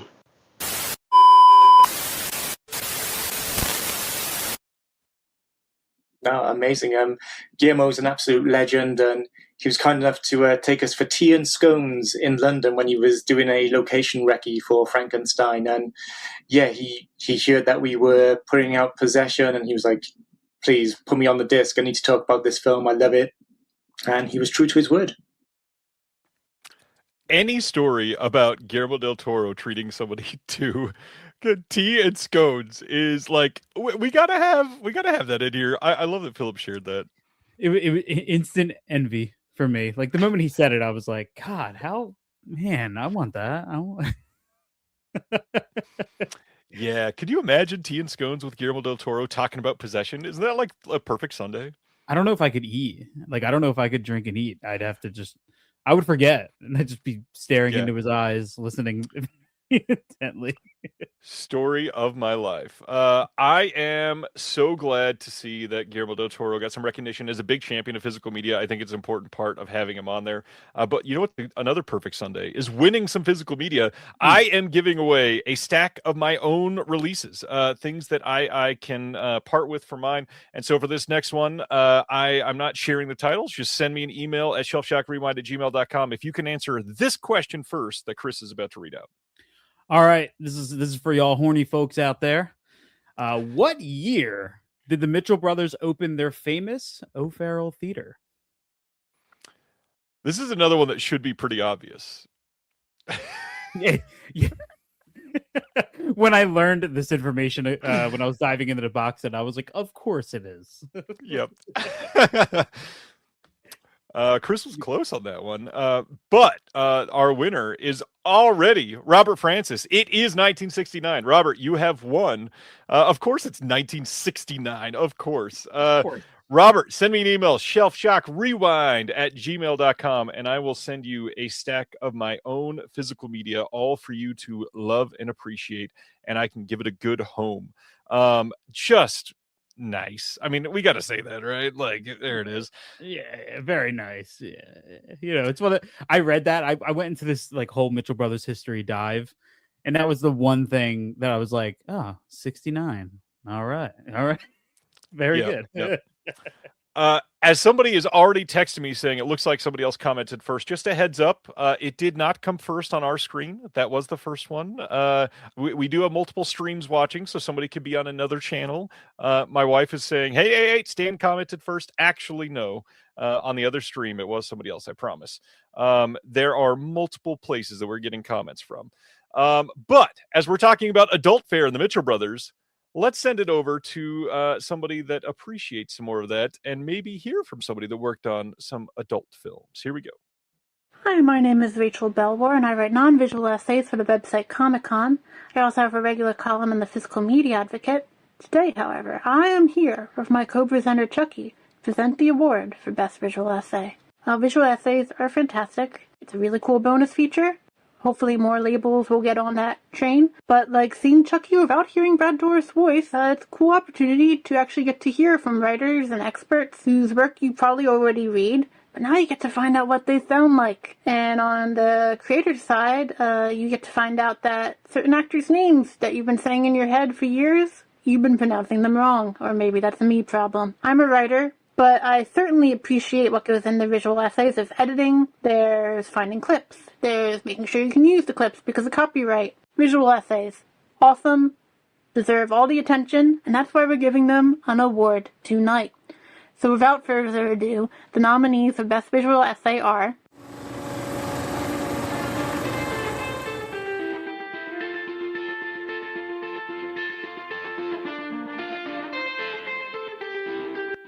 Chiaro Scuro, The Double Life of Antonio D'Agostino by Ian Higby, Eva Mann, Mondo Macabro. Sailor Suits and Sound by Philip Jeffries, School in the Crosshairs, Cult Epics. From Lethal Weapons to Nice Guys by Lee Singer, The Nice Guys 4K, Second Sight Films. Technological Oblivion and Transcendence by Suzanne Boland. Rubber's Lover, New Wave Video. Ugly People Doing Ugly Things, Wes Craven and the Fireworks Woman Saga. Joseph, Madry, The Fireworks Woman, Quality X, Melusine. And the winner of this year's Best Visual Essay goes to... Thank you, Chucky. We actually have two winners this year. From the Creator Selection Committee, we have From Lethal Weapons to Nice Guys by Lee Singer. And that appeared on Second Sight's Blu-ray release of The Nice Guys. Congratulations. And from the community side, we have Ugly People Doing Ugly Things. Wes Craven and the Fireworks Woman Saga by Joseph Madry. And that appeared on Melusine's release of The Fireworks Woman. Congratulations to you both.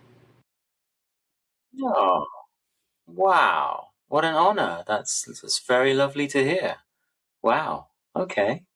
Oof. Okay. So I've been working with Second Sight for good last few years, and they're a great, boutique distribution company here. I think they do absolutely beautiful box sets and special editions. And so it's been a real thrill to kind of pitch video essays or visual essays to go, along there. They have usually a great roster of extras that they put onto their features. And so, it's the idea is always try and come up with something that, gives a bit of additional insight or analysis or commentary, alongside the booklets and, the audio commentaries. You want it to be its own sort of standalone piece. So, I've been really fortunate. I've done maybe 4 or 5 films with them so far. I'm working on another one right now, and they give you a lot of freedom. So I would like to shout out the people at Second Sight who, obviously Chris Holden, who got me involved in the beginning, and Philip Escott at the company, who puts in a huge amount of work, just getting material. Because obviously the thing with a video essay is you need the clips and the films to put together, for sort of broadcast quality, whatever. But it's, they give me a great amount of freedom and support. So I'm hugely thankful to them. I usually add in some additional music. So there's a guy called Joshua Knox over in the UK who makes original music. He's on, if you go on Instagram, Some Nights Records, that's him. You can check him out there. But I feel that adds a lot to it as well when the music kicks in. But yeah, I mean, it's a really, I make video essays and I've been doing that for about 10 years or so. I'm a film journalist in the UK, but I write still. But video work has become, an increasing part of what I do. And I just find, I'm a big advocate for the form. I think it allows you to talk about films in a different way. The very fact that you're seeing stuff rather than trying to describe what you're seeing in a written medium. And I look at it as filmmaking, it's I always say with a small f, because you're using other people's beautifully produced, shots, scored, beautifully acted, beautifully written. But if you're doing it well, I think there's an element of filmmaking, a script and your own music and, how you cut stuff together, tempo, rhythm, etc. Obviously what you want to say about something. And for me, it's sort of reinvigorated my whole kind of journalistic practice. And The Nice Guys is a favorite of mine. Yeah, Lee is an incredible talent, and his video essays always deliver. And I know he went all out on the Nice Guys. It took him a while. He was really slogging away at that. And yeah, it's great to see him rewarded for the hard work he put into that. Wow.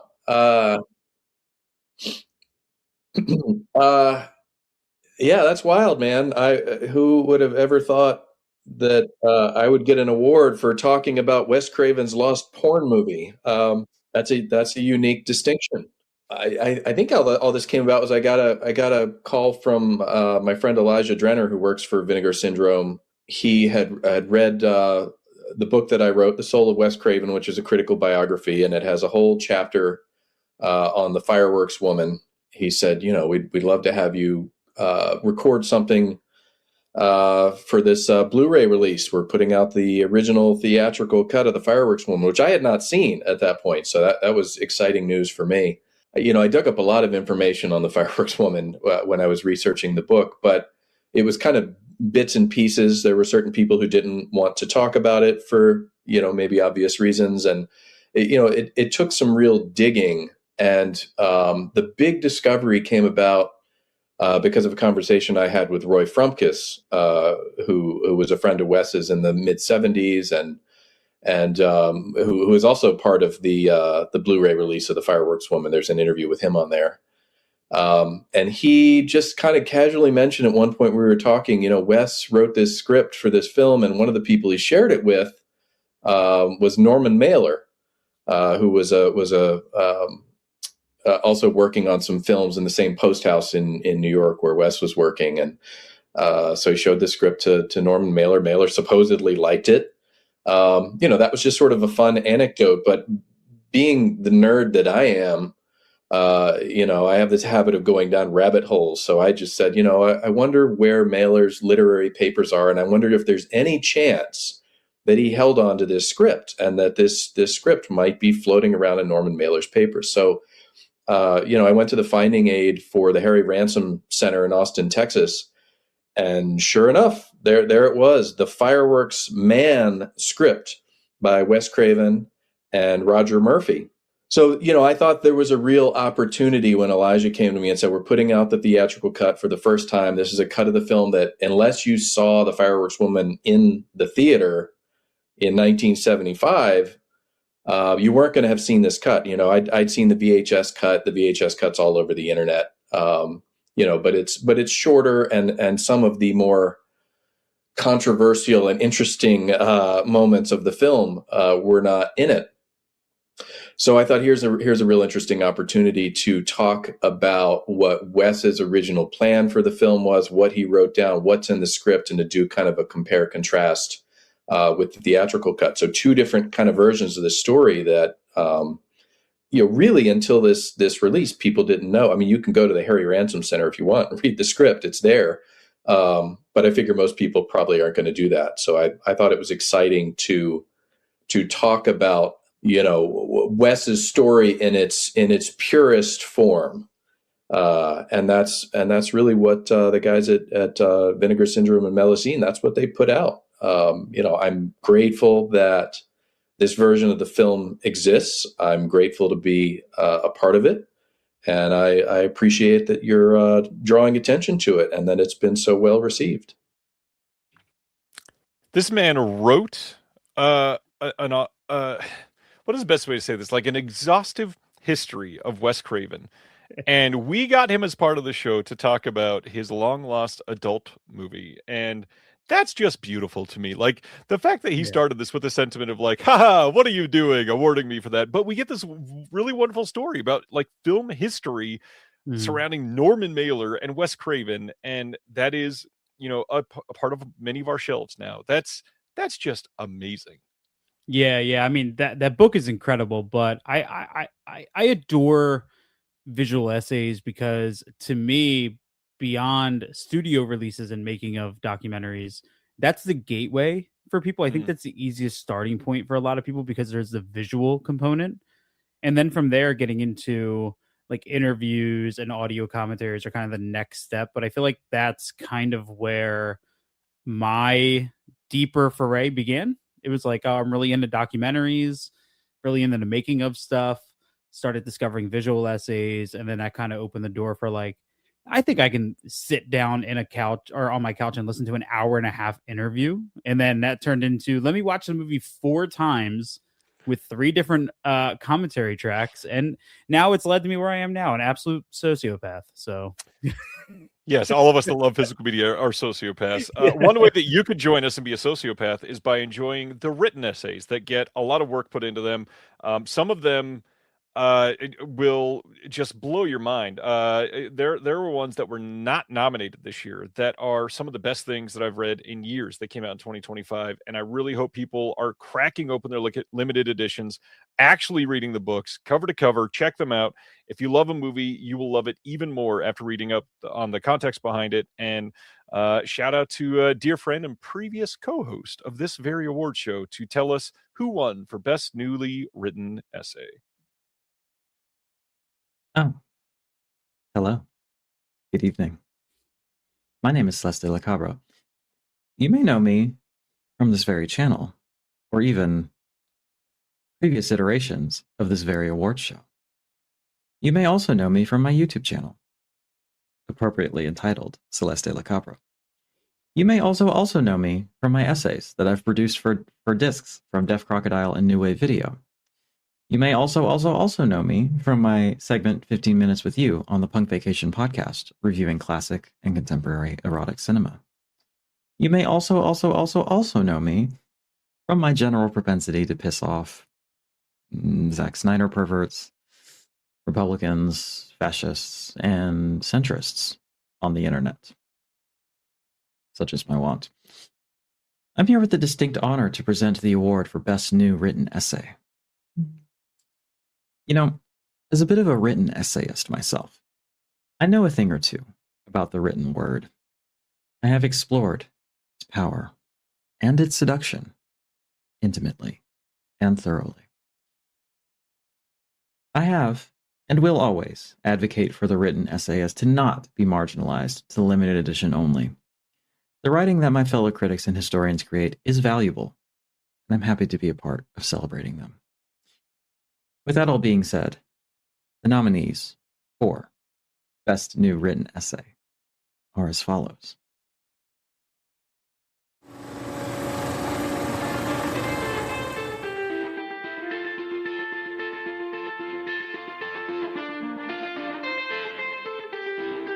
The Eva Man films by Ismael Fernandez, Eva Man, Mondo Macabro. The Innkeepers by Heather Wixson, The Innkeepers 4K, Second Sight Films. On Possession by Elena Lazic, Possession 4K, Second Sight Films. Twisted Issues by Heather Drain, Twisted Issues, Saturn's Core Audio and Video. The Sadness by Michelle Kisner, The Sadness 4K, Arrow Video.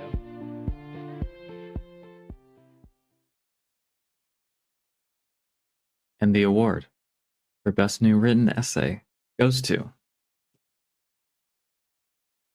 On Possession by Elena Lazic from, appropriately, the Second Sight Limited Deluxe Edition of Possession. My second favorite film of all time and my favorite release of the year. I'm very happy to have presented this. Congratulations, Elena. Thank you for all your wonderful work. And shout out Isabella Gianni. Brilliant. Yeah. Elena is a force of nature, and when it comes to horror and art house horror, she is one of the best to do it. So very well deserved. I want to shout out women who are brilliant. Lots of women nominated in this category. Lots of women nominated for visual essay or I think it was a visual essay, but commentaries we're about to see in just a moment.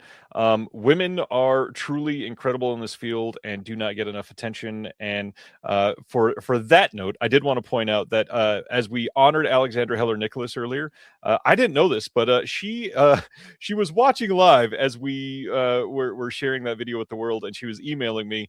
I invited her to come on, but she said she was too emotional after this, and said that she truly loved the support, and just want to say thank you to everybody that has given her love in the chat, because it meant a lot to her. So that means a lot to me, the fact that people are watching this and care. So thank you, Alexandra. Yeah, thank you. And I really need people to crack open their books when they get these releases. I feel like that's the last thing people go to, and read them cover to cover and pay attention to who's writing them. Read them twice, 3 times if you have to fully understand and take in the information. But please open them up and appreciate them, because some of the best work you will ever read on a film are hiding in that thing you're afraid to open. So some of the other places that you'll find a lot of stuff at audio commentaries. I know you and I are somebody that will sit here, listen to an audio commentary, and take a bunch of notes, but I love to see the right people get commendation for the amount of work that they're putting into these. So let's cover the best audio commentary of the year. Hey, physical media lovers, this is Steven from Beyond the Blood podcast, where we discuss our favorite horror films and dissect the audio commentaries behind them. Last year was a massive win for physical media. We had a number of boutique labels that delivered incredible 4K restorations, stacked special features, and thoughtful audio commentaries that reminded us why we collect.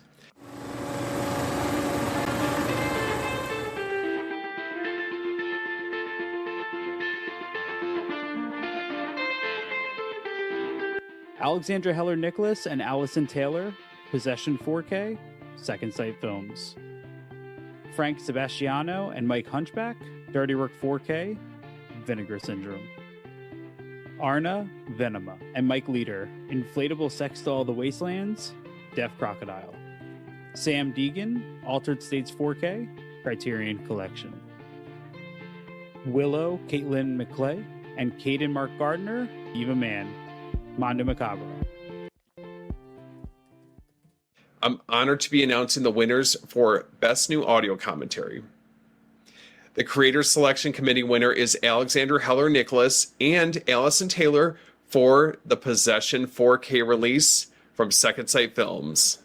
And the community winner is Sam Deegan for the Altered States 4K release from the Criterion Collection. 2 incredible selections and a reminder of why physical media and the voices behind it matter so much. Audio commentaries keep these films alive, deepen the experience, and connect us to the art in a whole new way. I'm Steven from Beyond the Blood, and I'll catch you guys on the next episode.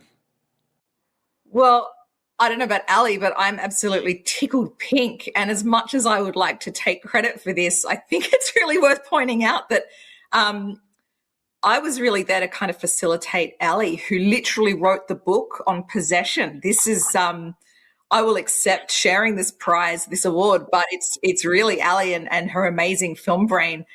And I guess, Ali, your dedication to this film extends to the point that you're doing this video while you're in Berlin. I mean, it just felt right. It felt right. No, I think I was coming on here to say the opposite, which is I think a lot of credit goes to Alex. And the joy of lighting a bong for Bob, I will never forget. Just kidding.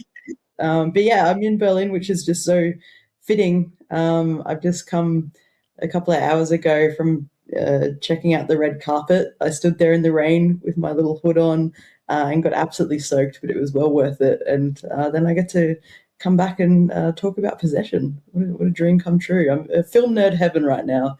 But yeah, I'm super stoked and very happy that we got voted for. That's so kind. I'm just a film nerd doing what film nerds do. And you do it so well.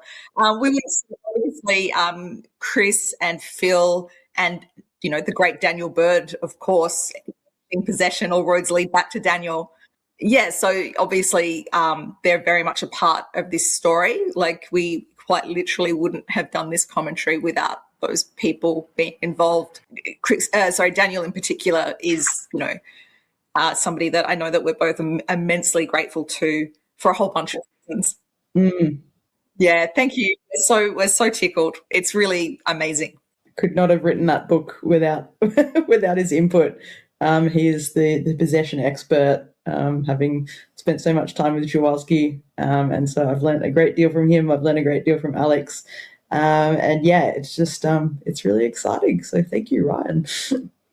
Oh, excellent. Yeah, they are two actual powerhouses of knowledge, and they deserve all the acclaim. The absolute legend, Alex in particular, is an absolute legend. And yeah, the more she wins, the better the community is, because yeah, she deserves all the awards. Possession, taking it away tonight. I know a lot of people in the chat are noticing. Yeah, Possession got a lot of attention this year, which is great because it came out late in the year. But also, I understand the ire some people have with that because it has been released so many times. But I know something that you and I have talked about before are definitive editions, and as of this point, there is no reason Possession ever needs to be released again unless it's coming out in the US because it's not had a good proper current release of it, or like Italy or Germany or somewhere like that. You've got a proper Australian release, you've got a proper UK release. I think we can probably let it rest after that.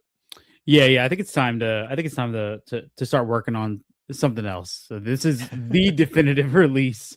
And I mean, it's incredible that it's getting so much attention because the work behind it is years in the making. And this was talked about so many times over what I feel like has been the last 3 years. We knew it was coming from Second Sight. Everybody had very high hopes for what was gonna come from it. And I think when that announcement officially came out and people saw what was going to come, it tickled a lot of people in just the right spot. You know what I mean? What a way to say that about that movie. On that note, I think it's probably a good time to head to our next giveaway, which is, I believe, for another Odyssey gift card. Is that right?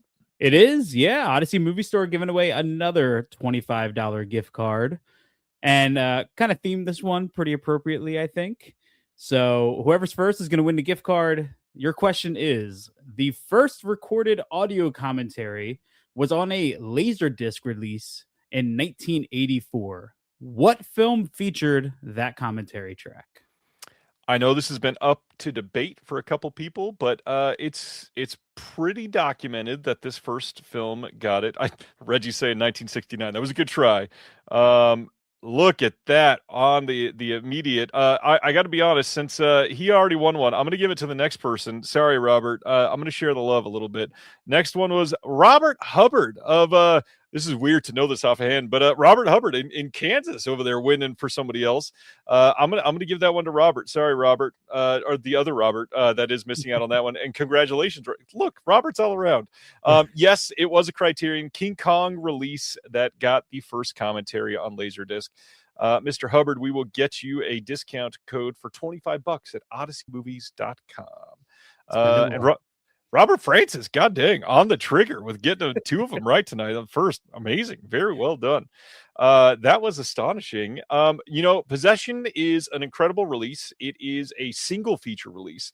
And we always, as we all saw from somebody commenting earlier, it's not fair for box sets to compete against single features. So let's discard some of those and talk about the best single or double feature release of the entire year throughout the entire world. Hey everybody, it's Ryan, co-host of the New World Pictures podcast, a podcast dedicated to New World Pictures from the era of Roger Corman until the 1990s when they were doing TV shows and a TV movie starring Ricky Schroeder directed by Fright Night's Tom Holland. It's a real thing, look it up. Anyway, I'm here to discuss the best single or doubles of 2025, and I am so excited because I'm a huge tennis fan. I watch Wimbledon every single year, and what? This isn't for the ESPYs? Well, how was I supposed to know? Ryan's got his hands in literally everything these days. How am I? Well, this was ridiculous then. Okay, so that was... Okay, so the nominees for the best single or double feature release are...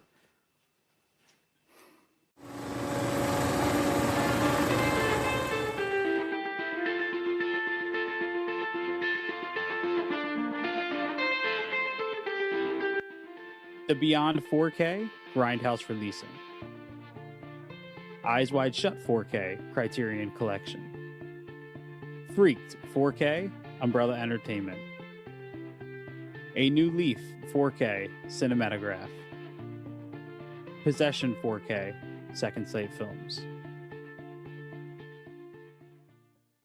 And the Creators Selection Committee winner is Possession 4K from Second Sight. And the community winner is The Beyond 4K from Grindhouse Releasing. Congratulations to all. I can't think of a better and more deserving winner, so well done, everyone. Even to David Ferrer, who, despite being ranked number 3, never won a Grand Slam singles title. But let's just go and enjoy some movies. Wow. Yeah, last year was an incredible year for physical media as well, so that is a true honor. And we've been huge fans of the film for many, many years now, and to see it this well embraced is really heartwarming. So thank you all, guys. Wow, that's great. It feels like a single release, but really there's 3 different versions of the movie on the disc, which kind of makes it kind of a triple feature if you want to look at it like that. But well, that's great too. Thank you. I feel a little called out in that one from Ryan, but I'll accept it, I guess. You know what, though, dude? Phil Escott has spent so much time accepting awards. His dog left the room. You know, his dog was like, "I'm done. I'm going to another room." Yep. Yeah, that was crazy. Phil has accepted so many awards tonight. Bob's accepted his fair share. Absolutely ridiculous set of titles to win tonight. Yeah, the comedy bit of Ryan holding up Freaked just in the bottom, I thought that was perfect. Super great slate of releases, and the hard part, literally all of those I could have seen winning and it would have been like, yeah, that makes sense. None of those are egregious and shouldn't be a part of it. Yeah, I import a lot. Are you somebody that imports a whole lot? Yeah. I mean, region free Blu-ray player is the best purchase I've ever made in my life. I actually think probably at this point most of my boutique collection is imported, so I would say that's a good question. I wonder what my ratio is. Got to be pretty high. I don't even think you know how many movies you own. I don't even know how you're going to figure that out. At least 14. I don't even think something. You don't like even that. know what's behind you right now, man. I don't even know what's behind you right now. The crazy thing is anybody can name a title and usually it's within arm's reach somehow, and don't bother looking at the rest of the room because it is intimidating. And your collection is rooms. No, it is not. Don't you lie to the country like that. All right. Speaking of countries, let's head over to Germany to find out what the best Region B release of 2025 was. Warning signs of satanic behavior. And Vincent Price. As wild, grisly nightmares haunted his sleep. Some things you're about to see and hear might be too graphic. In the name of Satan. Talk to your children about not talking to strangers, and do it today. Greetings, collectors, creatures, and beautiful physical media demons. Welcome back to the Shell Shock Rewind Awards, the only award show where the real winners live on our shelves forever. This next category celebrates the dark magic of Region B. Yeah, imports, restorations, limited editions. The releases we hunted, waited for, and paid too much shipping for. Yeah. But we did it anyway. Because we have no self-control. And now, the moment we all have waited for. The nominees for Best Region B release are...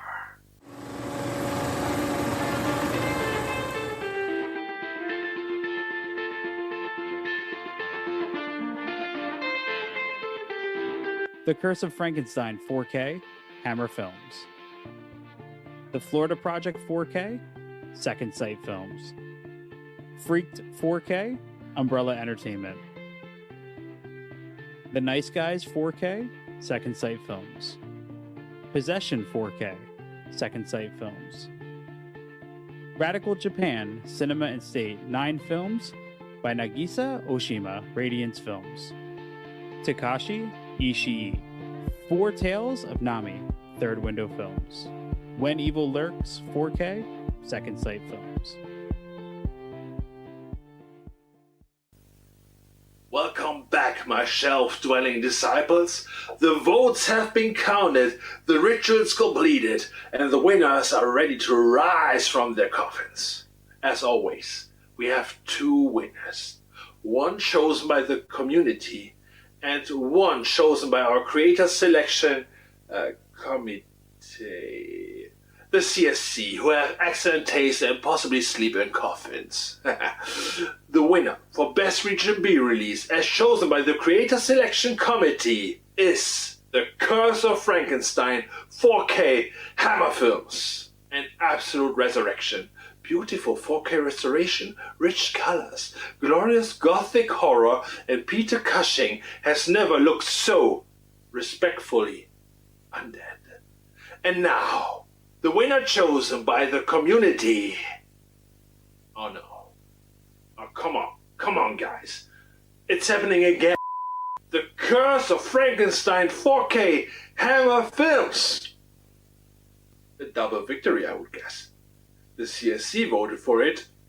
The community voted for it. Even the spirits in my media room voted for it. They are very into Hammer films. And they like their stuff. So congratulations to Hammer Films for bringing The Curse of Frankenstein back to life in stunning 4K, a release so good it united collectors, critics, and possibly the underworld and some spirits. Hail physical media, and remember, collect responsibly, or don't. I'm not your priest. I don't give a damn. And now, folks, it's time to say goodnight. We sincerely appreciate your patronage and hope we've succeeded in bringing you an enjoyable evening of entertainment. Please drive home carefully and come back again soon. Good night.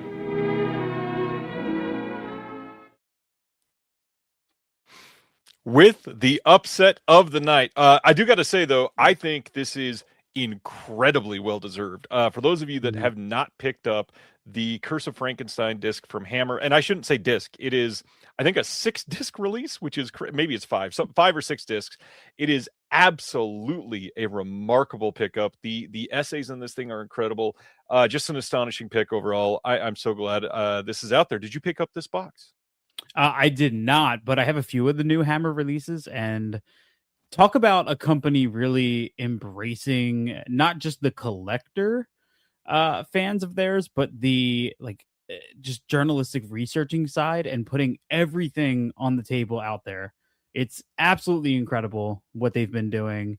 And I think other studios need to take serious notes, because Hammer is just continuing to crush it release after release, even beyond the big giant ones. Even their more minimal ones are as expansive as they can possibly be. So I'm glad they're getting some attention here. Well, and you and I live in Region A, so many of the discs that we pick up are Region A films. And the overall presenters for tonight, we're going to keep it to us for Region A. So let's just talk about what the nominees are, and let's roll that beautiful bean footage. Here we go.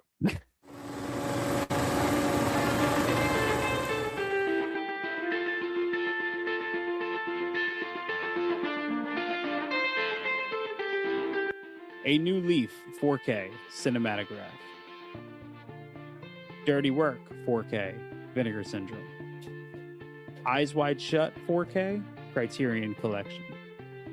Sorcerer 4K Criterion Collection. The Beyond 4K Grindhouse Releasing. Anura 4K Criterion Collection. Let's Scare Jessica to Death 4K Vinegar Syndrome. The Teenage Mutant Ninja Turtles 4K Trilogy, Arrow Video.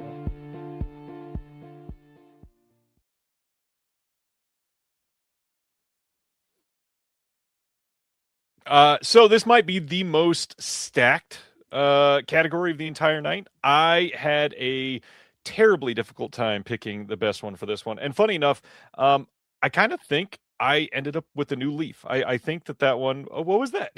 That's the one I voted for. But let's talk about what did end up winning. And the winner for both the CSC and the community is, why don't you share it? The Beyond 4K from Grindhouse releasing. An Again. astonishing release. 6-disc limited edition set. It is a crazy, crazy pickup. Everybody should check that out. Let's Scare Jessica to Death, another beautiful one. The cinematograph release of A New Leaf, astonishing. Dirty Work from Vinegar Syndrome, all well and good. But of course, because it's somebody that we've seen tonight, we got to have Mr. Bob Murawski on to talk about his win for the best Region A release.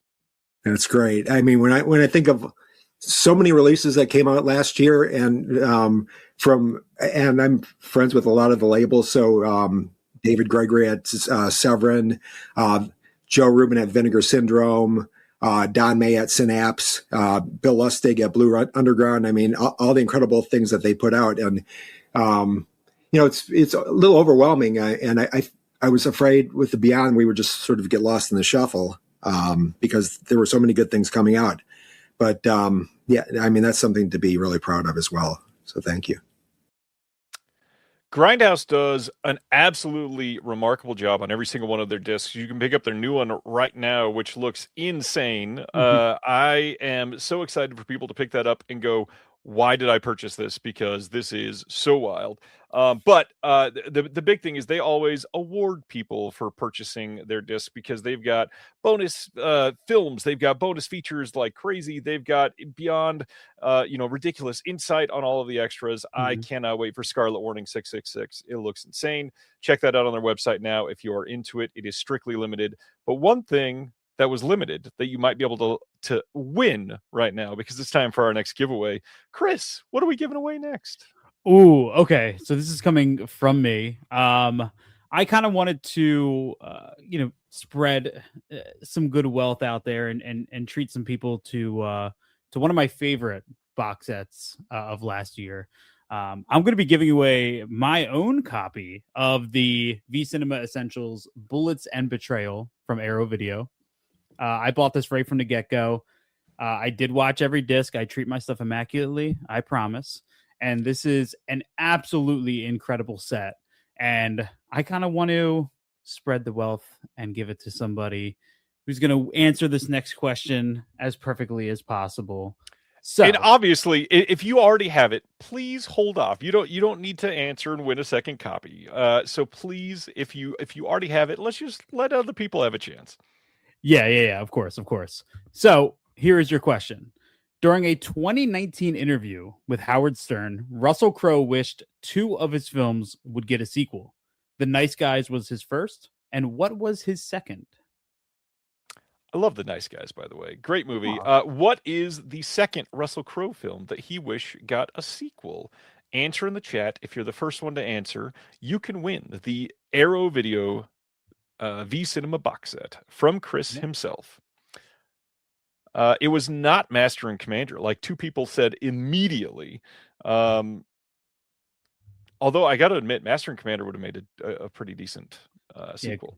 Yeah, good sequel, yeah. Laurent said Romper Stopper, and oh my god, that is hilarious. Wow.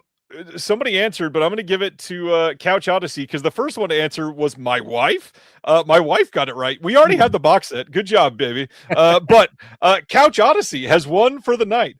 LA Confidential is the correct answer. And Couch, you can go home with that beautiful box set. Email me at shelfshockrewind@gmail.com.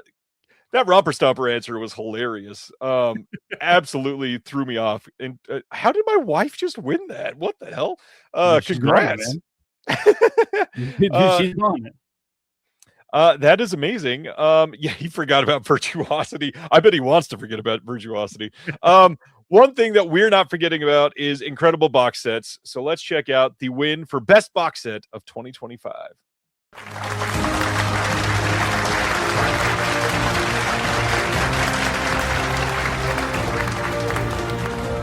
I'm Jordan from the Movie Den, where I cover horror, physical media, and getting those special editions that make us say, I never need to buy another version of this film again. I'm here to present the category for Best Box Set, honoring the releases that deliver the full package, presentation, restoration, and all the extras that are really worth digging into. And now, here are your nominees.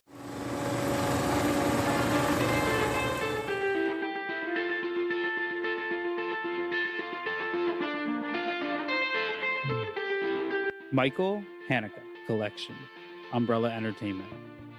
A Nightmare on Elm Street 4K Steelbook Collection, Warner Brothers. Shawscope Volume 4, Arrow Video. The Teenage Mutant Ninja Turtles 4K Trilogy, Arrow Video. The Wes Anderson Archive, 10 films, 25 years 4K, Criterion Collection. And now we've come to the results for Best Box Set. Now this category recognizes two winners. One was selected by the Creators Selection Committee, and the other was a community vote.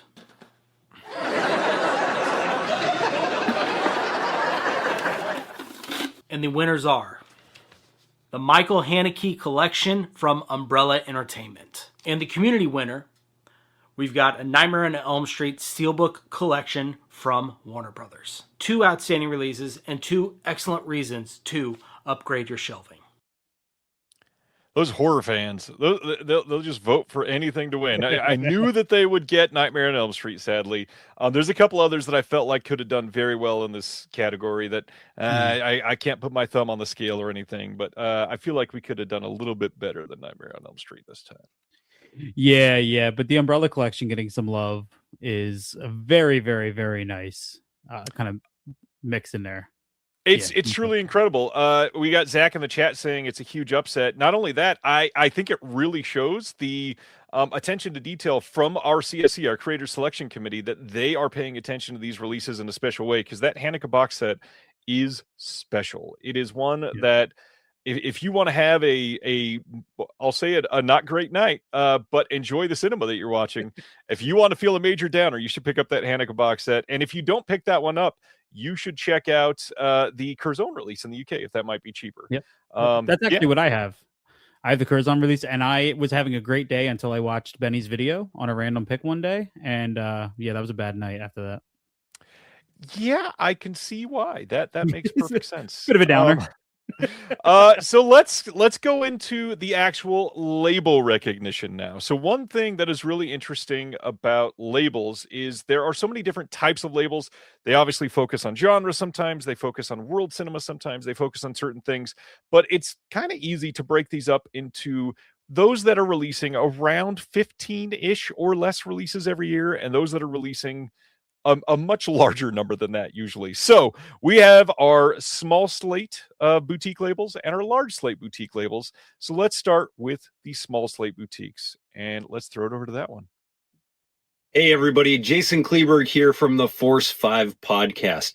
There are a ton of small slate boutique labels out there, and they are doing fantastic work. Whether it is finding an old gem that you've never heard of before, or just sprucing up an old favorite, they're making sure that these films look and sound as good as possible with sometimes very limited resources. Here are your nominees for the best annual slate from a single small slate boutique label.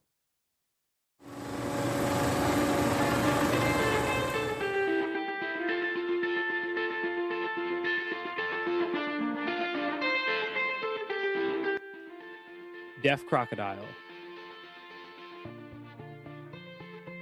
Fun City Editions, Connie Releasing, Second Sight Films, Terror Vision.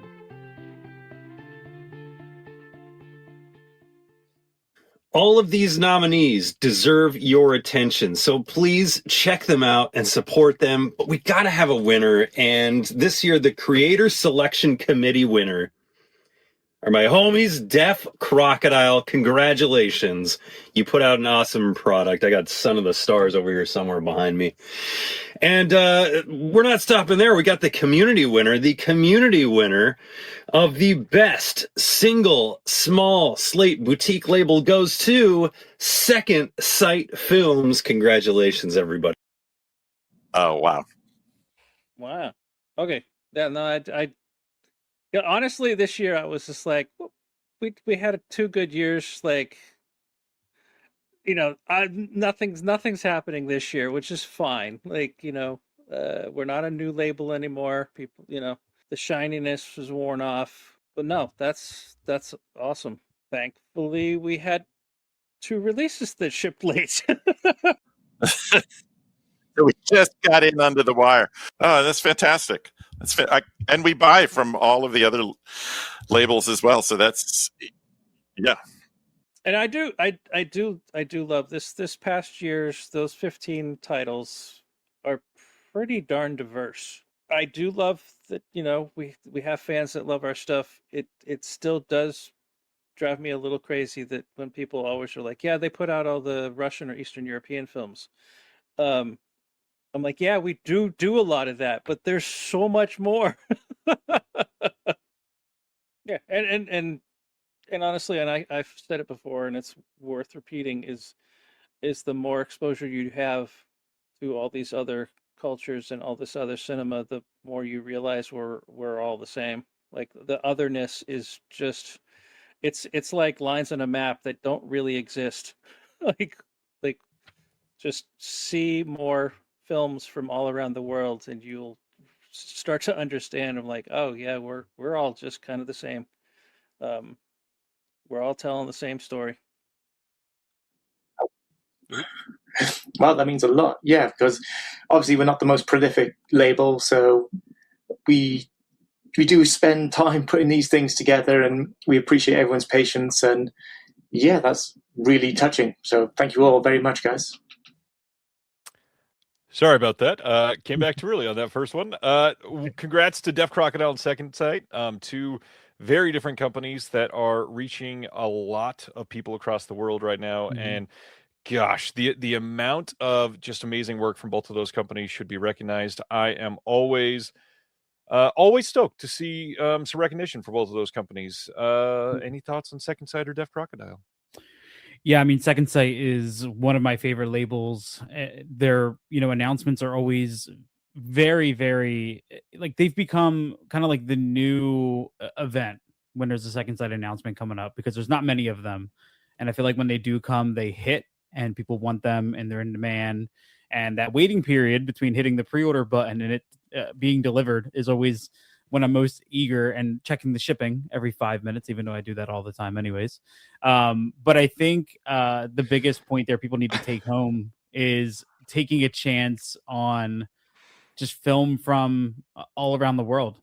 Yeah. And taking those lessons. I think, if you limit yourself only to what is coming out in the US, I think you're really restricting you're just restricting yourself, and I feel like you're only going to do yourself harm by not reaching out and seeing what else is out there, and kind of learning different cultures and learning different worldviews. And that's why I think these companies are important, because they're putting in the work to educate us on this stuff. We just need to be the ones to take a chance and open our minds, and I think we'll be better for that.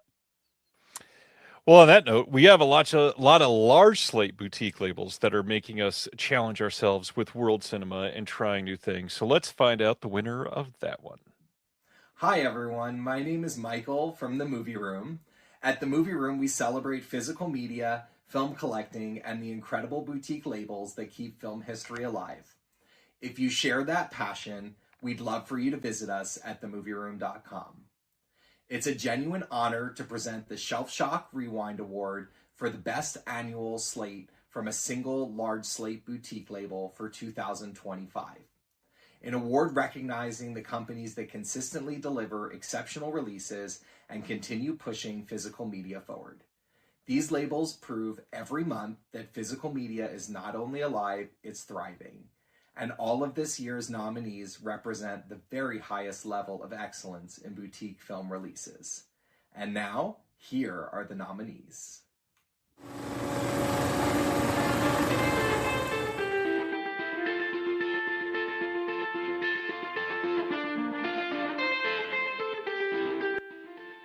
Arrow Video, Criterion Collection, Radiance Films, Umbrella Entertainment, Vinegar Syndrome. And now, the 2025 winners. The Creator Selection Committee Award goes to Vinegar Syndrome. I want to personally say that I'm a longtime supporter of Vinegar Syndrome and their mission of film restoration and preservation. I've been a subscriber for 10 years in a row and always will be. Their dedication to rescuing and restoring cinema is truly unmatched. And the Community Choice Award goes to Arrow Video. Arrow is also incredible, and I own hundreds of their titles, including some of my all-time favorites. Vinegar Syndrome, Arrow, and all the other nominees continue to prove that the passion for physical media remains stronger than ever. Thank you for allowing me to present this award, and thank you to everyone who continues to support boutique labels and physical media. Wow. Holy moly. Well, thank you very much, everyone. I don't know what to say. I mean, we are incredibly fortunate to get to do what we do, and that people are into it, and that they keep coming back for more. And we're very fortunate that we've developed some great relationships with studios and rights holders that trust us with their IP, their catalog, and that's why a company like Warner or MGM will give us a chance and let us do Teenage Mutant Ninja Turtles or the Dollars Trilogy or all these big titles that a few years ago would have been crazy to dream that we would have ever gotten the chance to do any of those. And based on what I know, 2026 is going to be even crazier. So there's tons of stuff I wish I could tell you, but you'll have to wait and see. But it's all very exciting. So thank you very, very much to everyone who voted for us, and we'll try and keep impressing you and giving you more reasons to come back to our video as much as we can. Jeez. Yeah. Oh, thank you. Awesome. Thank you guys for voting for us. Very much appreciated from everyone in the restoration and film preservation community. Everybody, the fans, everyone who's done this, and we can't thank you enough for it's a lot of work, as I'm sure other labels know as well, and but at the same time, we don't plan on stopping anytime soon either. So very excited about this. So thank you very much, and stay tuned for what's coming up. Hell of a year in 2025 for these large labels. Any thoughts on VS or Arrow? Yeah, I mean, both well deserved. I'm more shocked that Mike from the movie room has been a subscriber for 10 years. That's a long time to subscribe to Vinegar Syndrome. That is legendary. I mean, there's a lot to be excited about from every single label. I think Vinegar Syndrome and Arrow is just consistently knocking it out of the park. A, with just the wide variety of stuff they're putting out, but B, the presentation, the discs are always fantastic. So I think it's very well earned on that front. I got to shout out Slave to Cinema brought up The Good, the Bad, and the Ugly didn't get any nominations, but it's one of the best of last year. I really agree. I think it got like 2 nominations, and it didn't quite get enough to be able to be in a list of nominees. I think the reason is people looked at all 3 of the trilogy, sadly, as like one release, and it's kind of hard. You can't vote for like the Man with No Name trilogy. So yeah, I get it. I wish that it would have been recognized, because they truly are absolutely the astonishing peaks of those films for sure. Mm-hmm. Mm-hmm. Yeah, I'm surprised The Mask 4K didn't get any nominations, because whoever has watched that, it looks and sounds phenomenal. It looks ridiculous. Before our next giveaway, I'm always excited to hear about new labels cropping up. So let's find out who the best new label of 2025 is. Hello and welcome to another category of the Shelf Shock Rewind Awards. My name is Michael Vyers, and I am the host of the Shameless Picture Show podcast. For those of you who may not be familiar with my podcast, the Shameless Picture Show is built on the concept that everyone, no matter who you are, no matter how much of a cinephile you are, has a list of shame. A list of movies that, for whatever reason, you have missed or not seen. And what we do on our show is we watch it together, we discuss it, and we have a really open, candid conversation that is filled with positivity and has no gatekeeping and no judgmental feelings. So, keeping with that feeling of positivity, a lot of people will try to tell you that physical media is on the downswing, but I don't believe that for a second, because there's more and more boutique labels popping up every single year. So I'm here to introduce the nominees for the best new label.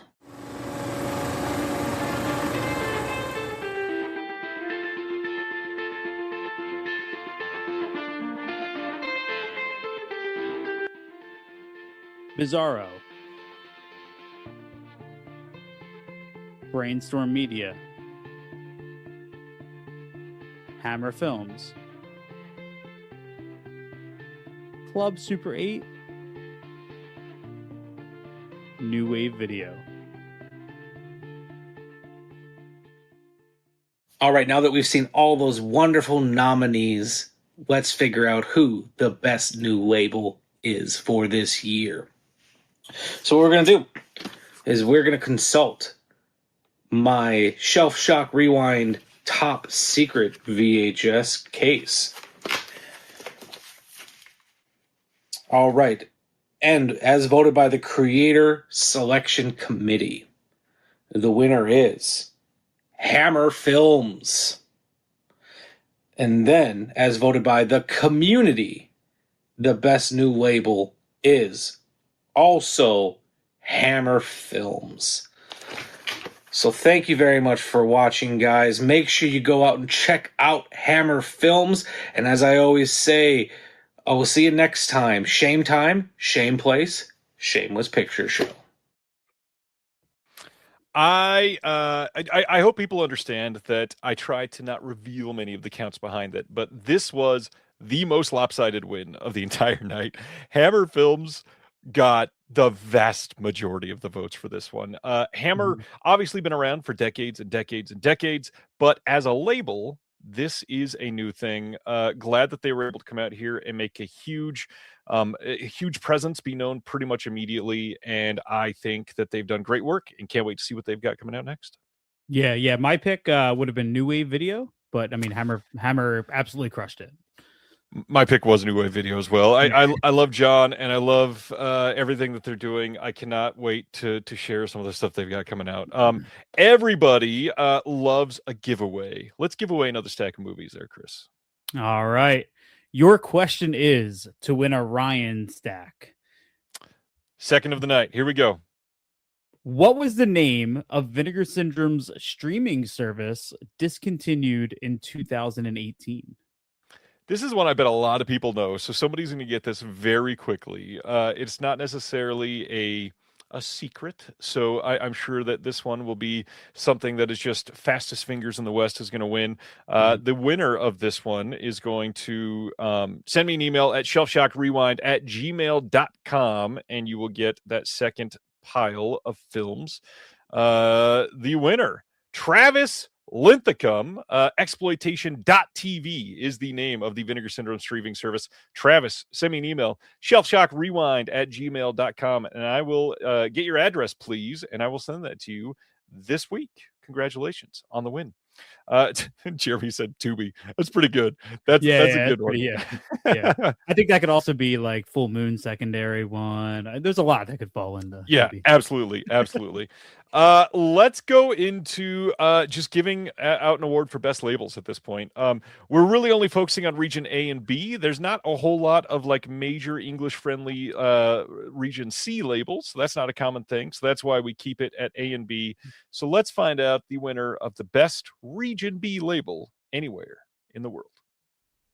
Hey film fans, I am Graham from Man v Film. I am a hugely nerdy film fan all the way from Scotland, and I love delving into the new boutique Blu-ray releases. There is nothing more satisfying than ripping open a new film, looking at the packaging, putting on the extras, and enjoying the amazing transfer of a film that I'm just discovering. And for me, the discovery aspect of these releases are something that's truly transformative, really expanding my knowledge base and my passion for film, which is why I'm here today to talk about the best Region B label. And the nominees are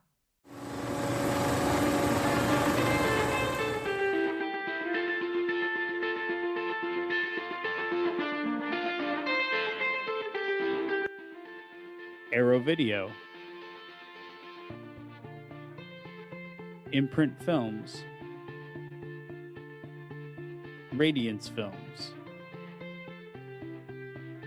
Second Sight Films, Umbrella Entertainment.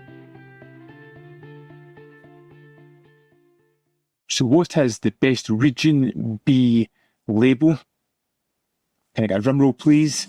The Creative Selection Committee has voted Radiance Films as the best Region B label. But the community have chosen as well. And their choice is Radiance Films as well. Well deserved. I love their releases. I cover as many as I possibly can. And I think they're a label who have been running for 3 years and done terrific stuff. I can't wait to see what they're going to bring out in their 4th year. Well done. About time. We got some love for Yeah. Radiance here. I love that we pull it out at the very end of this. Radiance absolutely deserves this incredible label. You and I haven't talked much about Radiance. Have you picked up much from Radiance? Yeah. I mean, I have quite a few. I think the Dai Gothic sets are some of my favorite in my collection. I just picked up a couple titles at the Barnes & Noble 50% off sale. Radiance is one of those labels that I can blind buy and be very excited for and have really like high confidence that I'm going to enjoy what they're putting out. I also just love their presentation.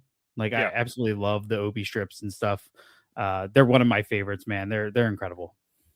I agree. They absolutely are one of the most exciting labels out there. I think everything that they do is curated to a point where it is inspiring confidence in people that love their stuff. So it's exciting.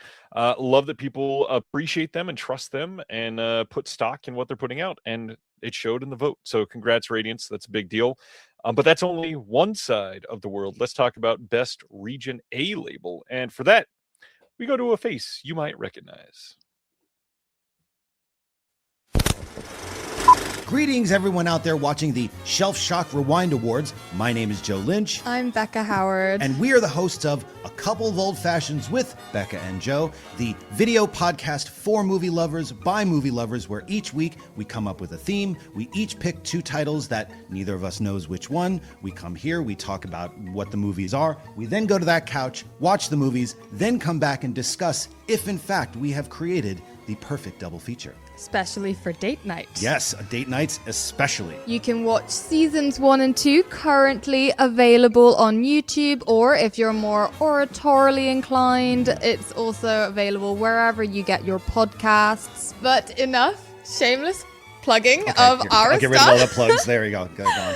Speaking of shameless, we are here to talk about the many beautiful labels and companies that do what we consider to be God's work. Cinema gods. Cinema gods, taking titles from the past, from current film lives, forgotten gems, cult classics, and bringing them back to the world in beautiful restoration, Blu-rays and 4Ks. I.e. our favorite movies usually. And as lovers and collectors of physical media, we are thrilled to be announcing the nominees for the Best Region A label. Yes, sadly, while we love every single one of these companies and every piece of work they put out there, as in any competition format, there can only ever be one winner, but the nominees are all winners in our hearts, and here they are.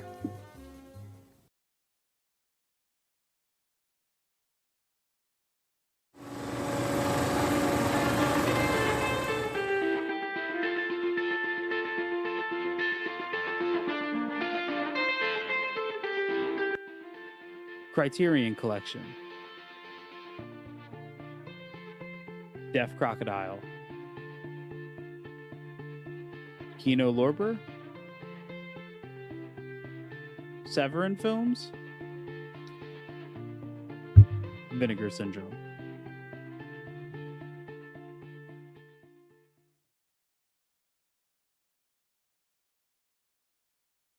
And there are the nominees and the winner. Fancy sorting hat right here for the Best Region A label based on the CSC's voting is... I'm ruffling around. We all know the winner, and the winner is... Vinegar Syndrome, our good friends at Vinegar Syndrome. Cue the applause. We love Vinegar Syndrome. We have many friends at Vinegar Syndrome, so congratulations to Vinegar Syndrome for those titles. Also, I just so happen to have a few Vinegar Syndrome titles right here, including the brand new 4K of Troma's Terra Firmer, which I am in copious amounts of. No bias. No bias at all. But also, one of the greatest movies of all time, Mac and Me. Yep, there you go. The Vinegar Syndrome knows the classics, and they are here to bring it to you. So there you go. Oh my god, amazing. Yes. Of the best Region A label as voted on by the community is... Is it wet? Yeah, what have you been doing to these while I've been away? Quite moist in the physical media realm. Criterion Collection! Yay! Criterion Collection. We love Criterion Collection. We love the closet. We love the channel. But most importantly, we love those goddamn discs. Yeah, I just so happen to have a few with me. One, just to give you a swath of the kind of things they do. Winchester 73, the very first of the Anthony Mann, James Stewart Western collections, Nice. released originally in 1950, but then again last year with an amazing amount of new features, commentary from James Stewart, so many things, and newer releases like the Academy Award winning Anora from our beautiful friend Sean Baker. This is the definitive release with all of the making of, all of the commentaries, the can panel, all the 4K, all the Blu-ray.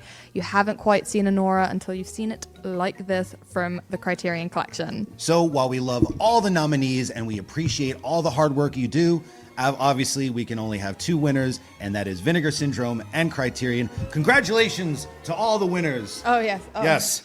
And keep physical media alive. Let's make a double feature out of some of these Criterion Collection Vinegar Ooh. Syndrome. Marry them up. I say Terra Firma and Anora. Done. Done. Cheers. Cheers.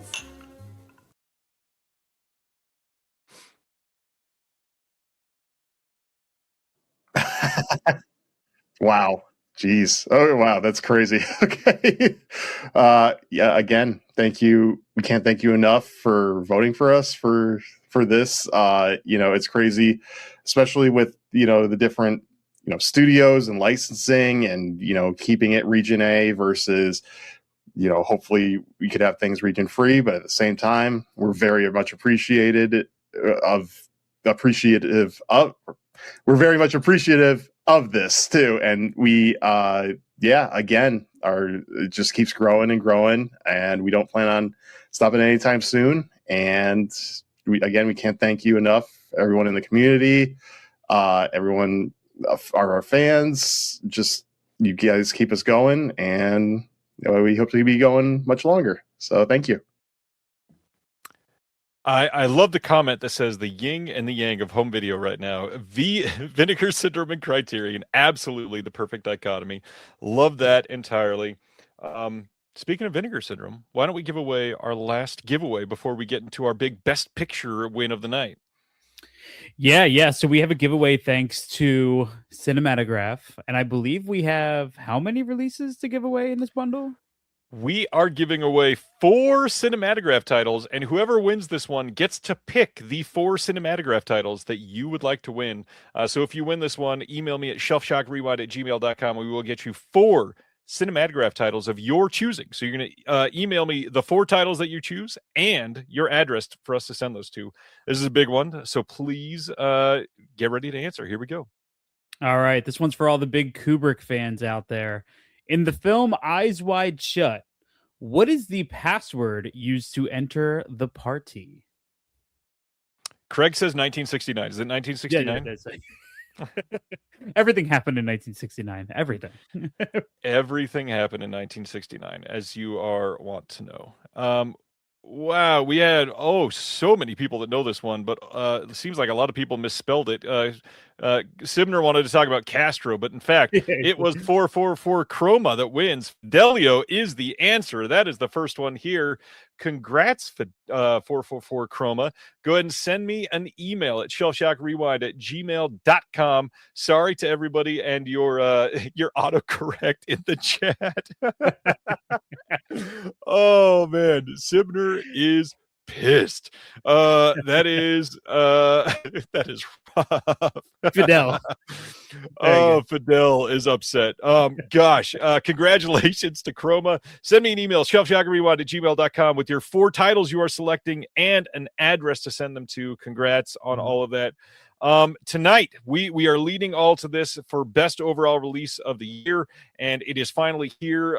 We have so many titles that we've talked about tonight. I hope that you have enjoyed hearing about all of them. We'll hang out a couple moments after our announcement of the winners, but of course, we got to go into some nominees, and because it's the big category, we got 10 nominees, and Chris and I are going to stay on camera here as we show you all 10, and here they are.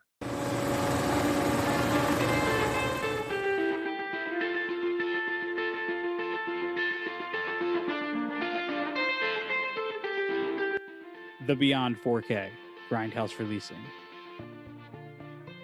Cafe Flesh 4K, Mondo Macabro.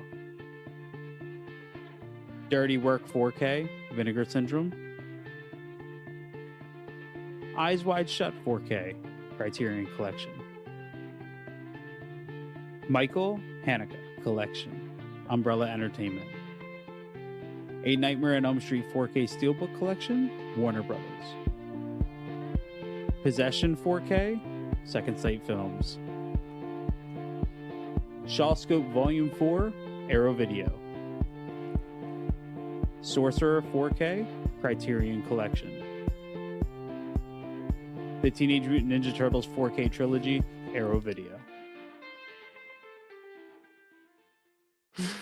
Can I say, it is so funny that we're like, most of these are like high art, like really nice titles, Michael Haneke, and then we end with Teenage Mutant Ninja Turtles Trilogy 4K as the last title to discuss. So these are all of our nominees. Guesses for who's going to win. Who did you vote for this, Chris? I mean, this one was tough. I mean, Nightmare on Elm Street collection was up there, but I just feel like I couldn't do that. So Possession was kind of my main one, but I just couldn't not do it for the Beyond. I couldn't, man. This was the one I sat on the longest. I hear you. The Beyond was up there for me. Possession was up there for me. Michael Haneke was up there for me. Mm-hmm. Before we announce, this is our last thing of the night. So I did want to say, this is my 4th and final Shelf Shock Rewind Awards. We hope to have somebody else continue this next year, but I did want to say thank you for everybody that's made this a very validating experience for home video over the last 4 years. You guys have been incredible. It has been so nice to see things happen this way. Going back multiple years to when Lee Gambin was watching live, talking about he wishes we would do this every 6 months or multiple times a year because it is so great for the community. And now we've lost Lee since then. It's been a crazy journey through this whole thing. Even the very first year when we did this live, we had a couple of the companies that did things like thank the award show for winning live. We had, I think, Vinegar Syndrome that first year even put a couple titles on sale because they won some Shelf Shocks. And now it's a big thing. Like all of these labels are including it in their emails, getting people to vote. It's been a pretty crazy ride to see how this has joined forces in the community and get people all over the world to celebrate. So again, thanks for hosting with me this year, sir. Of course, man. Of course. So to anybody who tuned in to Reconnected on Thursday, I wrote you a haiku in celebration of being on Reconnected. And this time around, I wrote you a poem as a goodbye for you on Shelf Shock Rewind. Do you mind if I read it to you live in front of the world? Please, let's hear it. Okay. So it goes, my shelves are dirty. My discs are clean. Shelf Shock Rewind was once a dream. Ryan and Steven, the work was even. 4 years later, Ryan's leaving. Bye-bye, Ryan. Next year, I'll be crying. Shelf Shock will never be the same. The next host might go insane. I don't even know what to say about that. Why don't you have the honor of announcing who won for the CSC this year? All right. So our CSC winner is none other than Possession 4K from Second Sight Films. I'm shocked. They did not win enough tonight, and of course, that is an obvious win if you are a part of the CSC. And for the community, I got to say, I just had talked about many of the companies getting out there and suggesting people vote. I have a feeling one of the reasons that this title won is because they included this in their email blast for the last month to get everybody out there and excited to vote. So the winner for the community for best overall release for 2025 is The Beyond, 4K from Grindhouse Releasing. So let's hear some words from Phil and from Bob to send the night away. Wow. And again, we're competing with a lot of other great companies like Arrow, and it's incredible. This release was really 30 years in the making, and this is the 30th anniversary of Grindhouse Releasing. Sage Stallone and I started it in 1996, specifically to put out a great version of The Beyond. We both loved the movie, and it had been butchered. At that point, there weren't a lot of other companies releasing this kind of stuff, and we really wanted to be the criterion of these kind of overlooked horror classics and exploitation films. And sadly, Sage passed away a few years ago, but he would be so proud to hear about all of this, because The Beyond was. He met with Fulci when he was in Rome working on Daylight with his dad, and Lucio was so excited that somebody was interested in the movie and was going to participate, but then unfortunately he passed away, just as we were getting started. And but we were still able to meet with Sergio Salvati, the cinematographer, and he actually did the first color correction pass, which was the basis of all of our releases. And that was back in 1996. So that's sort of been the basis for everything that we've done since then.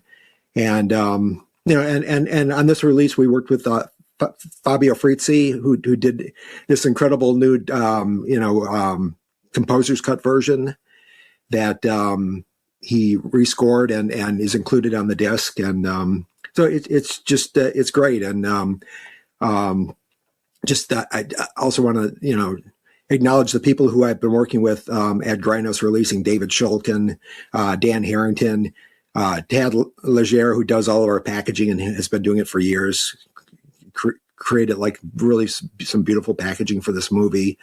Jim Coons, who's sort of our technical director, Johnny Buell, who did the authoring, UC Tegelman, who did this, took care of all the sound, did the remastering of the CD, the mix of the director's cut, or I'm sorry, composer's cut version of the movie.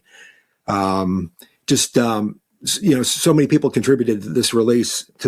Al Arnold, who was the colorist, who did such a beautiful job at Photochem. So many supplements. We had these two great guys in Italy finding people and doing interviews, Federico Cadio and Eugenio Ercolani, and it's been such a huge group project that I really wanted to acknowledge everybody, because it's like was such a big thing, and it took so many years. Martin Bean, who did this incredible 100-page booklet that came with the release, and it was so well researched, and he spent so much time. I think collectively we all spent probably 10 times as many hours on this release than they probably spent making the movie. But I'm very proud of everything that you guys and of course our customers who bought the movie and voted for us and have supported us all these years. So thanks so much. I'm just so honored. Thank you. Man, that's insane. It's a real honor. What can I say? You guys are the best, man. Thank you so much. And viva possession. Bob Murawski talks for like 8 minutes and feels like, yay, possession. I love it. I'm ready for bed. Thank you. He's been thanking us for like the last 20 minutes. I get it. Genuinely incredible year for physical media. Thank you everybody for being here tonight. It has been remarkable. My partner at Antenna, Billy Ray, says great job, Ryan and Chris. Honestly, way more exciting, unpredictable, and compelling than this year's Indie Spirit Awards. That is kind of sad for the Indie Spirit Awards. But thanks for hanging out here. Just a ridiculous year. Can't wait to see what next year's Shelf Shock holds and what this year holds for physical media. So thanks for doing this with me. Yeah, thank you so much for asking me, man. I mean, you came to me and you're like, "Hey, look, it's going to be my last year, and I really want you to do this." And I was absolutely perplexed, and I didn't know what to say except for yes. And it's one of those things that to me goes beyond, just having fun. It means a lot to be here with you and to be here with everybody, and especially for your final year, kind of, heading up the Shelf Shock Rewind Awards. So thank you so much, man. I can't express my gratitude enough. Well, as Chris said earlier, he is one of the co-hosts of the Beyond the Blood podcast. Check that out wherever you can get your podcast. And if this is your first time seeing my face, you can check me out everyone under the name The Disconnected, or follow the new label, which is the reason why I'm not doing this next year, Antenna Releasing. Go to antennareleasing.com. And as of that moment, it's kind of hard to host an award show when you are doing the thing that you're giving awards for. So I'm stepping away. Congrats to everybody for tonight. And I'll hope to win one next year, maybe. Thanks, everybody, for watching. We'll see you on Thursday if you're going to be at my show. And until then, have a good time. See you. Thank you for listening to the Disconnected podcast. There's one big thing that you could do to help the show, and that is to leave a rating and review on the podcast service of your choice. Thank you.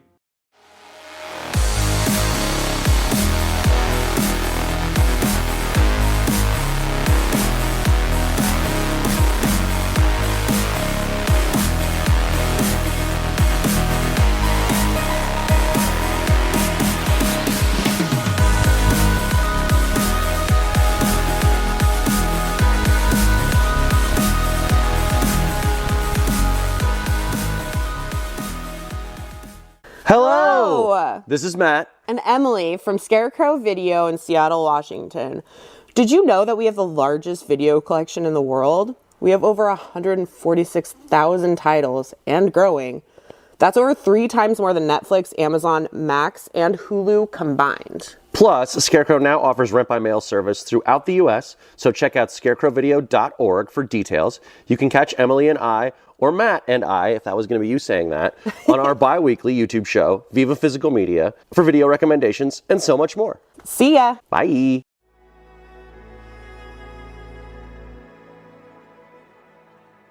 Thank you for listening. To hear more shows from the Someone's Favorite Productions podcast network, please select the link in the description